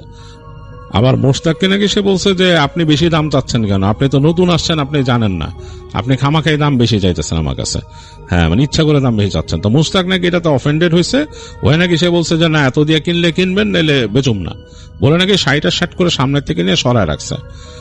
তো মহিলা নাকি তার দিকে বেশ খানিকক্ষণ তাকায় ছিল স্থির দৃষ্টিতে, মহিলার চেহারার অভিব্যক্তি বোঝা যাচ্ছে না যেহেতু চোখটা খোলা, বেশ খানিকক্ষণ নাকি তাকায় ছিল, তাকায় থেকে নাকি আর কোনো কথা না বলে উঠে চলে গেছে। তো মুশতাক কোনো কথা বলে নাই, সে যত সব এগুলো বলে জিনিসপত্র উঠায় রাখছে, এবং রাখতে রাখতে তার মনে হইতেছিল যে তার মালিক তো থাকলে তারে দিত ভালো মতন, হ্যাঁ কারণ সে তো জানে যে তার মালিক কেমন রাগ করে। তো সে দেখলো মহিলা চলে গেছে, তো সে তখন চিন্তা করছে যাক মহিলারা আমি বলি যে নিয়ে যান, আপার নিয়ে যান, হ্যাঁ। তো এই চিন্তা করে মানে তখনই তার মাথায় চিন্তাটা আসছে। তো সে মাথাটা তাড়াতাড়ি বের করছে তার দোকান থেকে, বের করে দেখে মহিলা কোথাও নাই, ডাইনে বামে রাস্তা পুরো ফাঁকা। মোশতাকের একটু অবাক লাগছে যে এত দ্রুত এই মহিলা কই গেল। ডানে বামে রাস্তাতে মহিলার আশেপাশে এখানেও দোকান নাই পাশে, এরকম ওই একটু সামনে একটা ফ্যাক্টরি আছে, রাস্তা একদম লম্বা। মহিলাটা এত দ্রুত কই চলে গেল সে বুঝতেই পারলো না। ওই পাশ থেকে তখন তাকে বলতেছে ওই যে লেসের দোকান থেকে যে ছেলেটা, সে তাকে বলতেছে যে বুঝবা তুমি কি করলা, এটা নাকি বলে যে কাস্টমারের সাথে এরকম ব্যবহার করো না, এ অনেক পুরনো ব্যবসা তোমার মালিকের, এই বলে নাকি সেও মনে একটু বিরক্ত। সে তাড়াতাড়ি দেখা গেল যে ওই লোক তার দোকানে জিনিসপত্র গোছায়, সে দোকানের শাটার নামাই দিছে, ওই লেসের দোকান, আর দালায় শাটার লাগায় সে তালা মারছে দোকানে। আর মোস্তাকরে শুধু বললো দোকান বন্ধ করো, রাস্তাতে কেউ নাই, তোমার মালিক তো কয়ে গেছে, মিনার ভাই বলছে না দোকান বন্ধ করতে, বন্ধ করো, আমিও যাবো গা বলে ওই লোকটা দাঁড়ায় আছে। সে শুধু ওয়েট করতেছে যে মোস্তাক বের হয়ে তালা মারে কখন। তো মোস্তাক বের হয়ে দেখলো যে যতটুক তেমন কিছুই সেল হয় নাই, সামান্য টুকিটাকি দু একটা জিনিস বেচছে। ওই টাকা সে ক্যাশে রেখে সে লাইট টাইট বন্ধ করে দোকানের শাটার নামাইলো, তালা মারতে। সে এই পাশে শাটার নামায় দ্বিতীয় তালাটা মারার আগেই ওই পাশের দোকানের লোকটা হেঁটে চলে গেছে। তো মোশতাক ওই ভেতরের দিকে শাটারের একটা তালা মারছে, মেরে দ্বিতীয় তালাটা তখন লাগাইতেছে। এদিকে কিন্তু অন্ধকার, মানে এই যে বিল্ডিং এর দিকে একদম অন্ধকার হয়ে গেছে। ওই পাশে লাইট পোস্টেও ওই লাইট জ্বলতেছে না, বাতাস আসতেছে, ঠান্ডা ঠান্ডা বাতাস। তো সেকেন্ড তালাটা সে মারতে অন্ধকার, ভেতরের দিকের করিডোরটা অন্ধকার। তো সে দ্বিতীয় তালাটা মারছে, তখন তার পেটের মধ্যে কেমন একটা মোচড় দিছে। তার মনে হয়েছে যে তার পেটে প্রেশার আসছে, তাকে প্রকৃতির ডাকে সাড়া দিতে হবে। সে তালাটা মেরে চিন্তা করতেছে সে বাসায় যেতে পারবে নাকি। সে ওখান থেকে বেশ দূরে থাকতো না, বেশ কাছাকাছি একটা ছোট মেস ছিল, মেসে থাকতো। তো তালাটা লাগাতে লাগাতে মনে হলো তার সিরিয়াস প্রেশার আসছে। এখন তাদের এইখানকার যে বাথরুম, এখানে যে তারা বাথরুমে যায় সেটা হচ্ছে এই 3 তলা বাড়ির ছাদের উপরে হলো বাথরুম, সেখানে যে তারা বাথরুম ইউজ করে, নিচে কোনো জায়গা নাই। তো সে তাড়াতাড়ি কোনো মতে তালাটা লাগায় দৌড় দিল, পাশে ওখানে সিঁড়িতে দৌড় দিল উপরে। তো সিঁড়ি দিয়ে উঠতেছে, সিঁড়ি তো কেমন অন্ধকার, পুরনো সিঁড়ি, পুরনো বিল্ডিং। তো সে উপর উঠে গেছে, 3 তলা উপর উঠে একদম তাদের এসে তো ওই দরজা খোলা, ওই দরজা খুলে ভিতরে ঢুকছে, ছাদে উঠছে। ছাদে উঠে দেখে ছাদে কোনো বাতি টাতি নাই, অন্ধকার। এবং ওই যে বললাম বাতাস ছাড়ছে গাছের, ছাদের এক পাশ থেকে বেশ অনেক গাছ আছে ওখানে, নারকেল গাছ, আম গাছ, এগুলার ডালপালাগুলো ছাদের উপরে এসে পড়ছে, ওগুলা নড়তেছে বাতাসে, কেমন একটা পরিবেশ। তো মোশতাকের প্রচন্ড প্রেশার হয়েছে, সে দৌড় দিছে। এই ছাদের এক কোনায় বাথরুম, এটা টিন দিয়ে বানাইছে আর কি, পাশে যে এই দেয়াল টেয়াল এগুলো টিন দিয়ে, ছাদটা টিন দিয়ে করা। সে দ্রুত চলে গেছে ওই বাথরুমে, যে ঢুকে সে বাতির সুইচ দিছে, দেখে বাতি জ্বলে না, বাতি নাই বাথরুমের ভিতরে, কেটে গেছে বা কিছু। এখন সে কি করবে, তাহাতে ছিল তার পকেটের মধ্যে লাইটার ছিল, সে এবার ধূমপাই ছিল। তো সে ওই লাইটার দিয়ে জ্বালায় দেখতেছে একপাশে একটা মোম রাখা, মোম কেউ জ্বালাইছিল, সেই মোম। তো মোম জ্বালায় সে তার ওখানে কাজ সারছে। কাজ সেরে যখন সে বেরোইছে, বেরোনোর পর তার কাছে একটু অস্বস্তি লাগতেছে, বিকজ সে তো তার পেটে প্রেশার হয়েছে বলে সে উঠে আসছে, কিন্তু এইরকম অন্ধকার একটা পরিবেশ, সেটা তখন সে কিছুই ফিল করে নাই। এখন তার কাছে খুব অস্বস্তি লাগতেছে, কারণ মোমটা তো নিভাই দিছে দিয়ে। সে যখন বেরিয়েছে, ছাদটা অন্ধকার, চাঁদের আলো পড়ছে, চাঁদ আছে আকাশে, খা খা করতেছে, গাছগুলো এইভাবে নড়তেছে এরকম। তো মোশতাক তাড়াতাড়ি ওই টিনের দরজাটা এরকম ইসের মধ্যে একটা শিকল দিয়ে হুড়কার মধ্যে লাগাই দিয়ে, পাশে একটা কল ছিল, ওই কলে যে হাতটা ধুচ্ছে। এই সময় সে ফিল করলো তার পিছনে যে গাছগুলো, এই পাশে গাছের গোড়ায় কিছু সরসর শব্দ, ওখানে কিছু পাতা টাতা জমেছিল, মনে হচ্ছে কিছু একটা মুভ করছে। তো মোশতাক ভালো কে মুভ করছে, তাকে চিন্তা করলো বিড়াল টিড়াল নাকি, কিউরিয়াসিটি থেকে মাথা ঘুরাইছে। মাথা ঘুরায় তার আসলেই মাথা ঘুরাই গেছে, কারণ সে দেখলো ওই গাছের নিচে লম্বা একটা অবয়ব দাঁড়ানো, লম্বাটা বেশ লম্বা, 8 থেকে 10 ফিট লম্বা একটা অবয়ব, কালচে এরকম, মনে হচ্ছে অন্ধকারের মধ্যে ডার্ক একটা অবয়ব দাঁড়ানো, মানুষের মতো বোঝা যাচ্ছে যে মানুষের মতো এরকম, তার কিচ্ছু বোঝা যাচ্ছে না। তো মোশতাক ওই 1 সেকেন্ড তাকায়, তার সারা শরীরের রোম দাঁড়ায়, যে সে ভয়ে কুচকায় গেছে, কি করবে বুঝে পাচ্ছে না, সে দৌড় দিবে কিনা ভাবতেছে। এই সময় সে দেখলো একটা কালো হাত, ওই অবয়বের হাত একদম সোজা ছুটে এসে তার ঘাটটা চেপে ধরলো, ধরে তাকে টেনে ছেঁচড়াই পাশে নিয়ে আসলো। মোশতাক পড়তে পড়তে 2 পা তার এরকম ছেঁচড়াইতে সে একদম দেখলো সে গাছের গোড়ায় চলে আসছে, এবং সে ফিল করছে তার ঘাড় চেপে ধরে তাকে কেউ এরকম করে ডাবাই দিতেছে, সিমেন্টের সাথে একদম নামাই দিতেছে, একদম মাথাটা করে ধরবে। তো মোশতাক ছটফট করতেছে, আর সে বলতেছে ছাড়েন, কে এরকম করতেছে। সে বুঝতে পারতেছে না, কিন্তু সে বুঝতে পারছে এটা ভালো কিছু না, খারাপ জিনিস, কোনো অতিপ্রাকৃত জিনিস।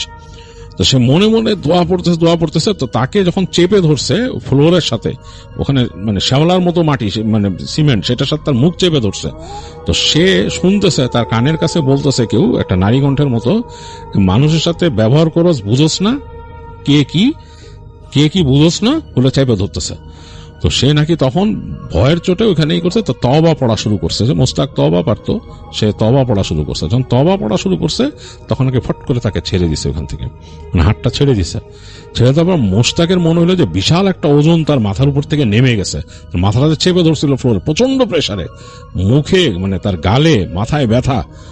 সে তাকায় শুধু দেখলো তার থেকে প্রায় 5-6 ফিট দূরে অন্ধকার কোণে ওই জিনিসটা দাঁড়ায় আছে, এরকম মানে নড়ে নাই, তখন দাঁড়ায় আছে। তো মোস্তাক সাথে সাথে ওখান থেকে ওই তওবা পড়তে পড়তে দৌড় দিছে, ওখান থেকে দৌড় দিয়ে ওই সিঁড়ি দিয়ে হাঁচড়ায় পাছড়া নামতে যে পড়েও গেছে, মানে লাস্টের যে ইটা ছিল ওটাতে সে পড়েও গেছে। পড়ে গিয়ে কিছুক্ষণের জন্য সে মানে জ্ঞানও হারাইছিল, তার খেয়াল ছিল না। হঠাৎ করে তার হুঁশ ফিরছে যে সে অন্ধকারের মধ্যে পড়ে আছে তাদের দোকানের কোনায়। তো তারপর সে হাঁচড়ায় পাছড়ায় একদম ওই রাস্তার কাছে আসছে। ওই দূরের ল্যাম্পপোস্ট, কাছের ল্যাম্পপোস্ট তো নিভানো, মানে দূরের যে ল্যাম্পপোস্টটা আলো একটু পড়ছে, এর মধ্যে সে শুনছে যে মোটর সাইকেলের সাউন্ড আসতেছে, এবং আসলেই মিনার আসতেছিল দেখতে যে তাদের দোকানের অবস্থাটা কি। মানে সে তার কাজ সেরে আসতেছিল, মানে জাস্ট একটা ঢু মারার জন্য, কারণ সে তো দায়িত্ব দিয়ে গেছে মোস্তাকরে, তার বাবা তো তাকে পরে খবর করবে। আস্তে আস্তে সে দেখে যে তার দোকানের ওই যে যেখান দিয়ে নিচে নামে, মানে রাস্তায় নামে, ওই জায়গার মধ্যে হামাগুড়ি দিয়ে মোস্তাক বেরিয়েছে, তার মাথা বেরিয়েছে। তো সে তাড়াতাড়ি ব্রেক করে মোটরসাইকেল কোনো মতে স্ট্যান্ডে দৌড় দিয়ে, মোস্তাক কি হয়েছে? তো সে নাকি হাউমাউ করে কান্না শুরু করছে মিনারকে দেখে। তো মিনার তাকে উঠায় শান্ত করছে, কি হয়েছে না হয়েছে। তা তাকে নিয়ে গেল দোকানের সামনে, নিয়ে পানি দিয়ে হাত মুখ ধুয়ে দিল বড় বোতলের ঠান্ডা পানি দিয়ে। তারপর তাকে একটা ড্রিঙ্কস খেতে দিল। তার বলে কি হয়েছে? তো সে তখন বলতে পারতেছিল না, মোস্তাক নাকি বলতে পারতেছিল না। মিনার তারপর তাকে নিয়ে গেছে মোটরসাইকেলে করে তার বাসায়, যেখানে সে থাকে, সে যে মেসে। তো নিয়ে যেয়ে সে নাকি সাহস করতে পারতেছে না তার বাসায় উঠতে। তো জিজ্ঞেস করছে কি হয়েছে।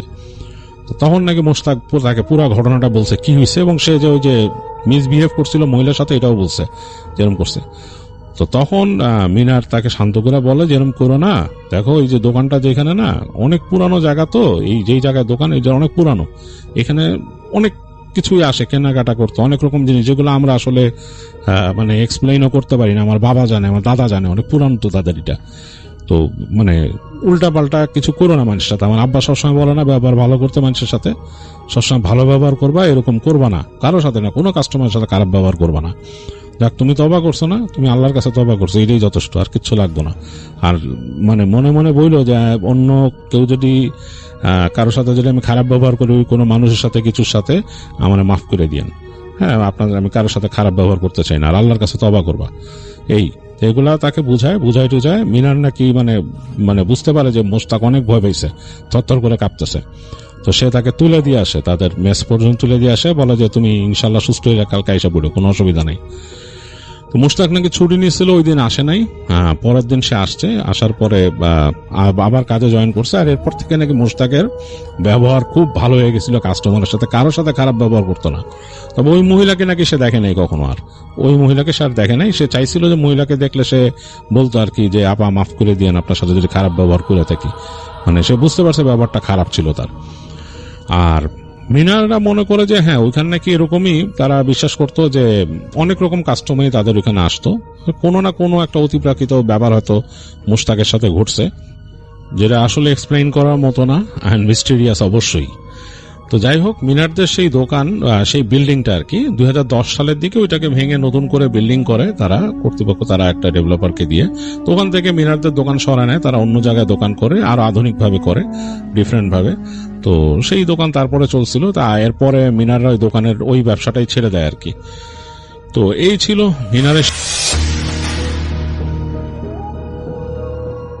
আপনাদের সাথে শেয়ার করব। এই ঘটনাটি আমাদেরকে পাঠিয়েছেন আমাদের সবার প্রিয় শেখ মিকাইল আহমেদ ভাই। ওনার বাড়ি মাগুরা জেলার মোহাম্মদপুর উপজেলার শ্যামনগরে। উনি বর্তমানে বাংলাদেশের রিনাউন্ড একটি পত্রিকায় কর্মরত রয়েছেন, ঢাকাতেই রয়েছেন। এই ঘটনাটি উনি একটি সেলুনে গিয়ে কাকতালীয়ভাবেই সংগ্রহ করেছেন। উনি যেই সেলুনে চুল কাটাতে যান, ফারুক ভাইয়ের সেলুন। তো ফারুক ভাইয়ের ওখানে যখন উনি চুল কাটাতে গিয়েছেন, ওখানে আর একজন বয়স্ক ভদ্রলোক আসেন, যার নাম হচ্ছে মোহাম্মদ আব্দুল করিম। উনি দীর্ঘদিন সৌদি আরবে ছিলেন, এখন বাংলাদেশে আছেন। উনি আসার পর এই ফারুক ভাই বলে ওঠেন, এই যে করিম চাচা চলে আসছে, ওনার কাছে কিছু পাওয়া যাবে। করিম চাচা আসার পর তখন এই ফারুক ভাই বলেন যে একটি ভয়ের ঘটনা শোনান। তখন করিম চাচা বললেন যে ভয়ের ঘটনা তো আসলে অনেকেই আছে, তবে আমার নিজের একটা অভিজ্ঞতা রয়েছে, সেটা তোমাদেরকে বলি।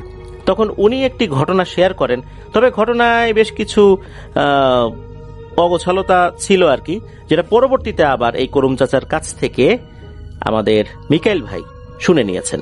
এরপর আমাদেরকে ঘটনাটি পাঠান। মূলত ঘটনার সময়কাল 1978 সালে।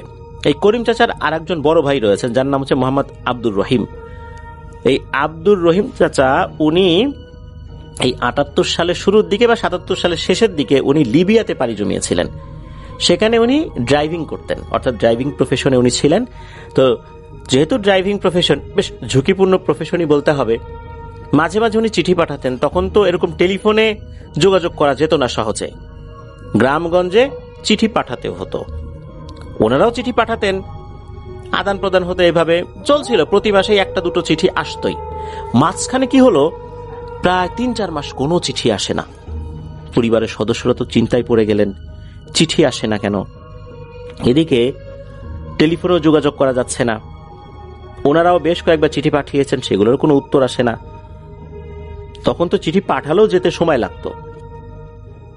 এমন একটা সিচুয়েশন তৈরি হলো, পরিবারে তো একটা চিন্তার ছাপ, এমনকি শোকের ছায়াও পড়ে গেছে। যেহেতু উনি গাড়ি চালান, কোনো একটা দুর্ঘটনার শিকার হননি তো, সরকার থেকেও তো তেমন কোনো তথ্য পাওয়া যাচ্ছে না। তাহলে কি হবে কি হবে। এদিকে কেউ যে লিবিয়ায় যাবেন, লিবিয়ায় যাওয়া তো এত সহজ ব্যাপার ছিল না, এটা তো অনেক কঠিন একটা ব্যাপার ছিল, এটাও তো সম্ভব হচ্ছে না। আর কোথায় যাবেন, কি করবেন, কোথায় আছেন, এটাও তো তাদের কাছে অস্পষ্ট ছিল। তখন ওনারা ওই সময়ে ওই কুমিল্লা জেলা সদরে একজন কবিরাজ ছিলেন, তার শরণাপন্ন হন। তিনি নাকি অনেক তথ্য তার জিনের মাধ্যমে নিয়ে দিতে পারতেন। তার কাছে যখন যাওয়া হয়, তখন এই যে করিম চাচার বয়স ছিল 14 কি 15 বছর, তাকে অনুরোধ করা হলে উনি বলেন ঠিক আছে, আমি আপনাদের বাসায় আসব। কবে আসবেন সেটা বলে দিলেন। তো উনি আসেন সন্ধ্যার কিছুক্ষণ আগে। সন্ধ্যার পর উনি এই কাজ শুরু করবেন। যেহেতু উনি ওনার জিনের মাধ্যমে তথ্য সংগ্রহ করেন, এই জন্য উনি কি করলেন, একটা ঘরে বসলেন। ওই ঘরে কিন্তু এই যে করিম চাচা আর ওনার বাবা, এই দুইজনই ছিলেন, আর ওই কবিরাজ ছিল। আর পরিবারের নারী সদস্যরা অন্য একটি ঘরে তারা ছিলেন। কবিরাজ বলে দিয়েছিলেন যে আপনারা পর্দার সাথে ঘরের মধ্যে চুল বাঁধা অবস্থায় থাকবেন, আর যতক্ষণ কাজ শেষ না হয় ঘরের বাইরে বের হবার দরকার নেই। তো ওনারা ওভাবেই ছিলেন। তো কবিরাজ কি করেছেন, একটা কুলা নিয়েছেন, কুলাটা নিয়ে এর উপর কিছু ধান ছড়িয়ে দিয়েছেন। তো ধান ছড়িয়ে দেবার পর একটা বাটি নিয়ে ওই ধানের উপর উনি ঘোরাতে শুরু করেছেন। মানে ওই বাটিটা ধানের উপর চাপ দিয়ে কুলার উপর বাটিটা এক জায়গা থেকে আরেক জায়গা এরকম নড়ানো শুরু করেছেন। ওই ধানের উপর যখন বাটিটা উনি মুভ করাচ্ছিলেন, তখন কিন্তু ওই যে এক ধরনের শব্দ হয়, খড়খড় শব্দ এরকম হচ্ছিল। মিনিট খানেকের মধ্যে হঠাৎ করে পরিবেশটা পরিবর্তন হয়ে গেল। মনে হলো চারদিকে খুব শীতল বাতাস বইতে শুরু করেছে। এমনটা না যে ঝড়ো বাতাস, বিষয়টা এরকম না, তবে একদম শীতল বাতাস, প্রচন্ড ঠান্ডা কনকনে অবস্থায় যদি শৈত্য প্রবাহ হয় কেমন অনুভূতি হয়, ওই রকম বাতাস। হঠাৎ করে কি হলো, কবিরাজের পাশে একটা অবয়ব দেখা গেল। অবয়বটা পাঞ্জাবি পরা, তবে পাঞ্জাবি পরা হলেও তাকে দেখে কোনোভাবে মানুষ বলে মনে হচ্ছিল না। শরীরটা যে অনেক মোটা তা না, মোটামুটি একটা মোটা মানুষ, মাঝারি সাইজের মোটা মানুষ যেরকম হয় ওই রকম, উচ্চতা স্বাভাবিক। তবে তার শরীরে এত বড় বড় লোম ছিল যে দরজা জানালা তো খোলা ছিল, বাইরে চাঁদের আলো ছিল। এমনিতে ঘরের মধ্যে কোনো মোমবাতি বা কোনো হারিকেন জ্বলছিল না, তবে বাইরে চাঁদের আলোতে ঘরের সবকিছুই বোঝা যাচ্ছিল। বোঝা গেল যে তার শরীরের এক একটা লোম প্রায় 1-1.5 হাত লম্বা। যতটুকু মৃদু বাতাস আসছিল জানালা দরজা দিয়ে, তাতে তার লোমগুলো কিন্তু উঠছিল, যতটুকু অনাবৃত ছিল আর কি। পাঞ্জাবি পায়জামা পরা ছিল।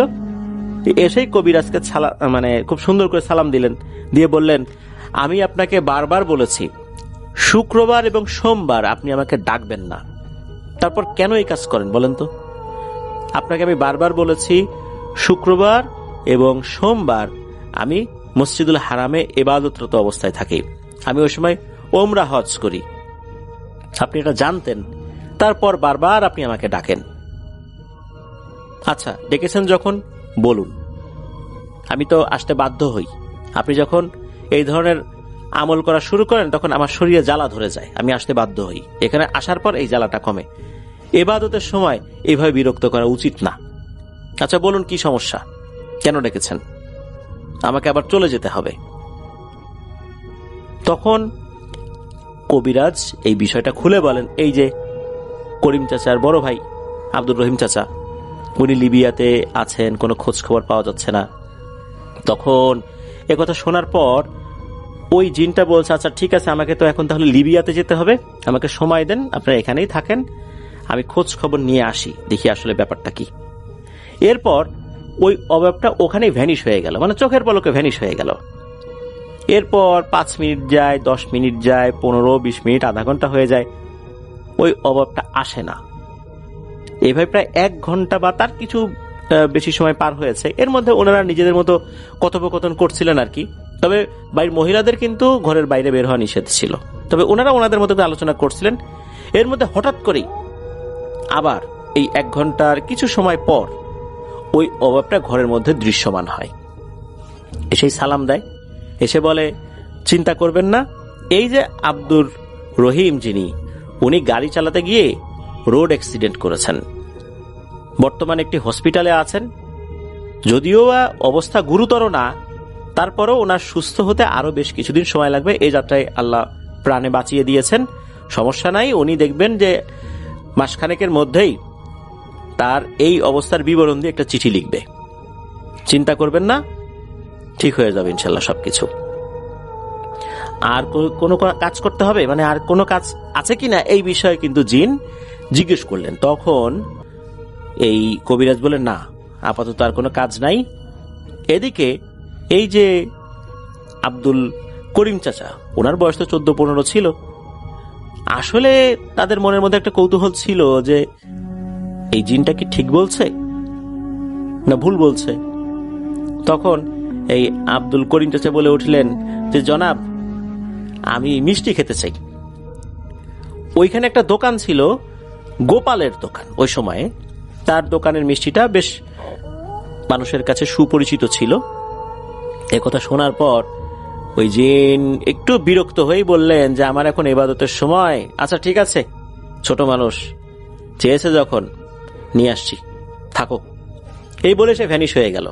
মোটামুটি মিনিট 10 এরকম একটা সময় লেগেছে।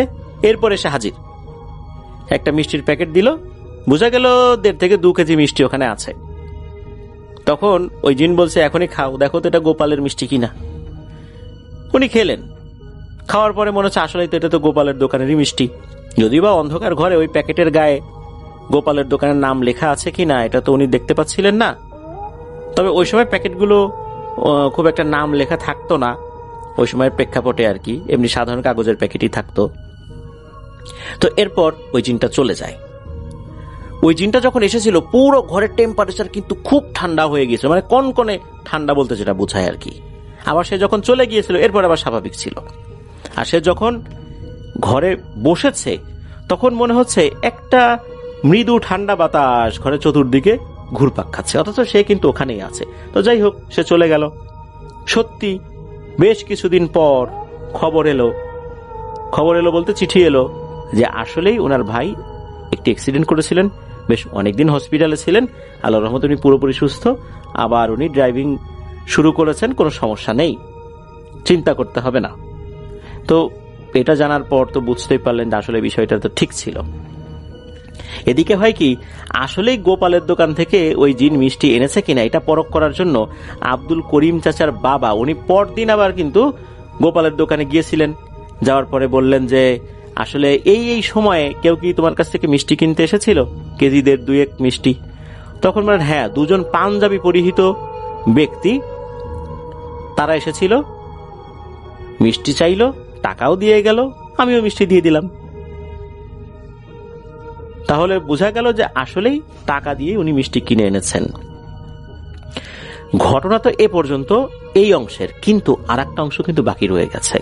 তা হচ্ছে এই যে কবিরাজ, এই কবিরাজ একদিন হঠাৎ করেই মারা যায়। কিভাবে মারা গেল? একটি শ্মশানের পাশে তার 8 টুকরো দেহ পাওয়া গিয়েছিল। মাথা আলাদা, হাত পা আলাদা, পুরো বডি 8 টুকরো করা অবস্থা ছিল। মানে এমন ভয়াবহ ডেড বডি, এটা কেউ ধরতেই সাহস পাচ্ছিল না। পরবর্তীতে জানা যায় এই যে জিনটা, এই জিনটাই নাকি তাকে মেরে ফেলেছিল। কেন মেরে ফেলেছিল এটাও জানা গিয়েছিল। কারণ হচ্ছে এই জিনটা ছিল খুবই পরহেজগার একটি জিন। কোনো একটা ভাবে এই জিনকে সে বন্দি করে ফেলে। তার সাথে শর্ত ছিল শুক্রবার এবং সোমবার ডাকা যাবে না, আর সবসময় ভালো কাজ করাতে হবে। এই কবিরাজ নাকি ইচ্ছাকৃতভাবে শুক্রবার এবং সোমবারই ডাকতো, যাতে করে তার ইবাদতের বিঘ্ন ঘটে। সে জানতো যে ওই সময় সে মসজিদুল হারামে থাকে, কাবা ঘর তাওয়াফ করে, ইবাদত বন্দিগিতে মশগুল থাকে, তাহাজ্জুদের নামাজে মশগুল থাকে। তারপরও সে এই সময় ডাকতো। এতে করে সে বারবার বিরক্ত হতো, বারবার সতর্ক করত, কিন্তু কবিরাজের এর প্রতি কোনো ভ্রুক্ষেপই ছিল না। সে ইচ্ছা করে শুক্রবার এবং সোমবারই বেশি বেশি করে ডাকতো। আর কথা ছিল সে কোনো খারাপ কাজ করতে নির্দেশ দেবে না। সে মাঝে মাঝে অনেক খারাপ কাজ করাতো তাকে দিয়ে। এতে করে সে খুব বিরক্ত হতো। অনেক সময় নাকি কান্নাকাটিও করেছে যেন এই পাপ কাজ তাকে দিয়ে না করানো হয়। তখন নাকি কবিরাজ তাকে বিভিন্ন ধরনের আমল করে জ্বালা যন্ত্রণা দিত। সে বাঁচার তাগিদে বাধ্য হতো। এদিকে সেও অপেক্ষায় থাকতো কবে এই জুলুমের হাত থেকে রক্ষা পাওয়া যায়। এক সময় সে সুযোগ পেয়ে গিয়েছিল, তখনই সেই প্রতিশোধ নেয় আর সেও মুক্ত হয়ে যায়। এভাবেই সে মুক্তি লাভ করে এই দুষ্টু কবিরাজের হাত থেকে। কবিরাজ সে কিন্তু ভালো কাজও করত, খারাপ কাজও করত। মানে টাকা দিলে সে করতো না এমন কোনো কাজ নেই, এমন একটা অবস্থা আর কি। তো এভাবে কিন্তু কবিরাজের একটা করুণ পরিণতি ঘটে। প্রিয় লিসেনার্স, ঘটনা কিন্তু এ পর্যন্তই। দেখলেন তো, জিনকে দিয়ে কাজ করানোর সুফল কিন্তু কখনোই পাওয়া যায় না, কুফলই হয় বেশি। আর তাকে ইচ্ছাকৃতভাবে এই শুক্রবার এবং সোমবার ডাকত, যেটা তার জন্য অপমানজনক ছিল। শুধু অপমানজনক নয়, ধরুন যে কেউ কাবাঘর তাওয়াফ করছে, হঠাৎ করে তাকে বারবার বিরক্ত করা, এমন ভাবে বিরক্ত করা যে সে ওই অবস্থা থেকে আসতে বাধ্য হয়, তাহলে তার মানসিক অবস্থা কেমন হবে? এটা জিনের কথা বাদই দিলাম, আমরা মানুষের ক্ষেত্রেও যদি এটা চিন্তা করি তাহলে কি হবে? আমাদের কেউ যদি তাওয়াফরত অবস্থায় বারবার কেউ ফোন করে বিরক্ত করে, তখন আমাদের কেমন লাগবে? আমরা যদি বলি যে একটু পরে ফোন দাও, আমি তাওয়াফরত অবস্থায় আছি, ওমরা হজটা শেষ করে নেই, বেশি সময় লাগবে না, এরপরে ফোন দিছি, তারপরও যদি বারবার বারবার এই অবস্থাতে কেউ বিরক্ত করে, তাহলে তো মেজাজ মর্জি খারাপ হবে, এটাই স্বাভাবিক। আর এর থেকেও বড় কথা, এমন সমস্ত পাপ কাজ তাকে দিয়ে করাতো, সে করতে বাধ্য হতো যা সম্পূর্ণরূপে অন্যায়। সে এর থেকে মুক্তি পেতে চেয়েছিল, মুক্তি যখন পাচ্ছিল না, সুযোগের অপেক্ষায় ছিল কবে এটাকে ধরা যায়, ধরে ফেলেছিল। এটাই কিন্তু এইগুলো যারা করায় তাদের শেষ পরিণতি। আল্লাহ আমাদেরকে হেফাজত করুন।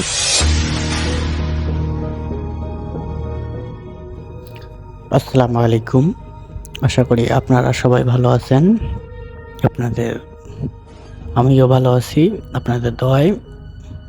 আমি প্রতিদিনের মতো আজকেও আপনাদের মাঝে একটি আমার ইমেল এপিসোড পাঠানো ঘটনা নিয়ে আসছি। ঘটনাটি হলো একটি মালবাহী ট্রাকের ঘটনা। মালবাহী ট্রাক নিয়েই আজকের মূলত ঘটনাটাই পাঠিয়েছেন এক ড্রাইভার ভাই। তার বাড়ি হলো রাজশাহীর গোলকান্দা উপজেলায়।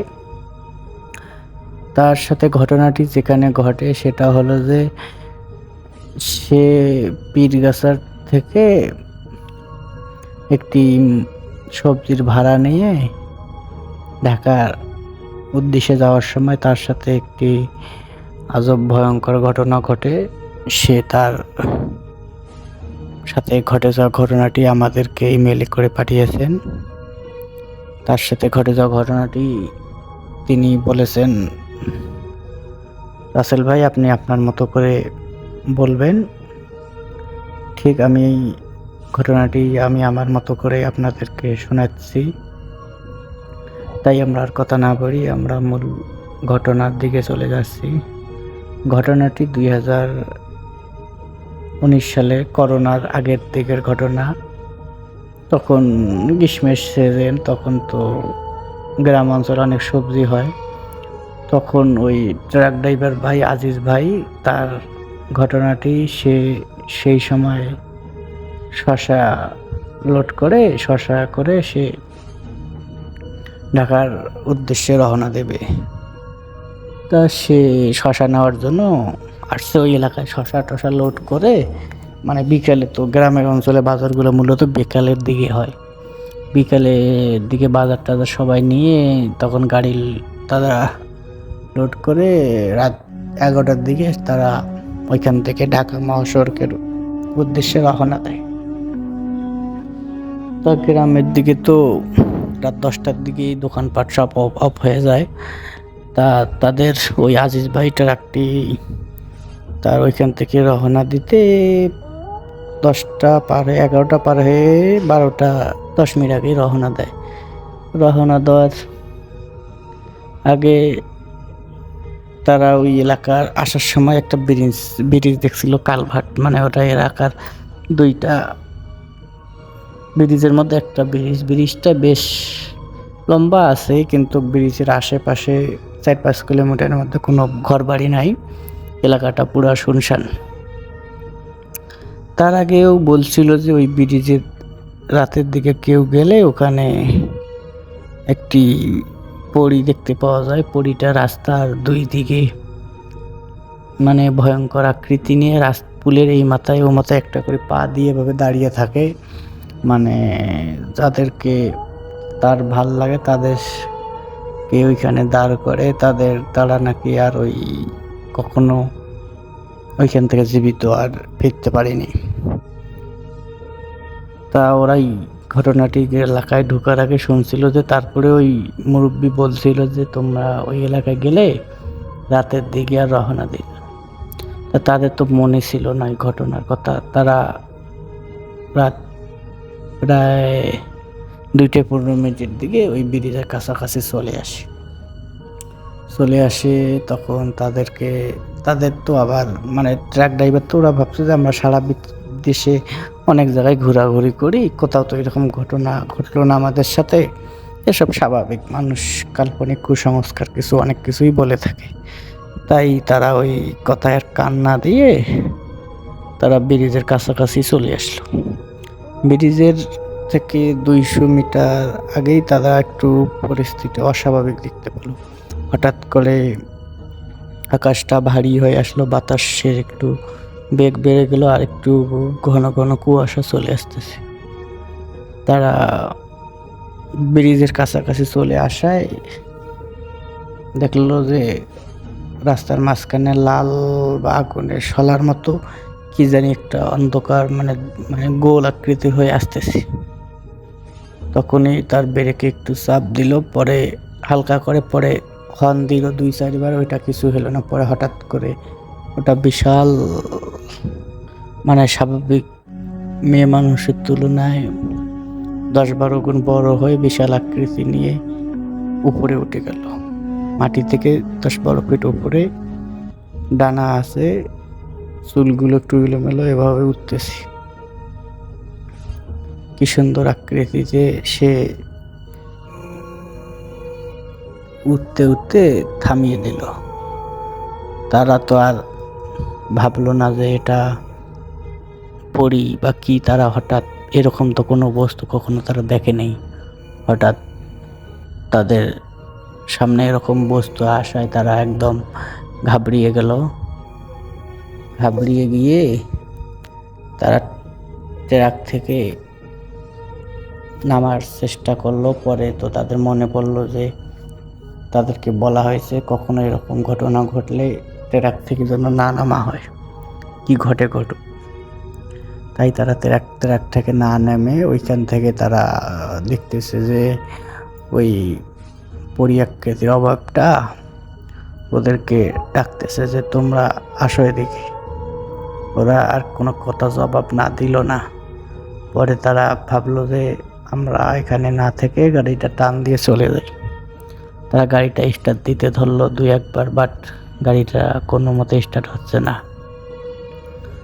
তারপরে হেল্পার যিনি ছিল তিনি বলতেছে, ভাই গাড়ি স্টার্ট হচ্ছে না মানে ব্যাটারিটা চেক করবো নাকি?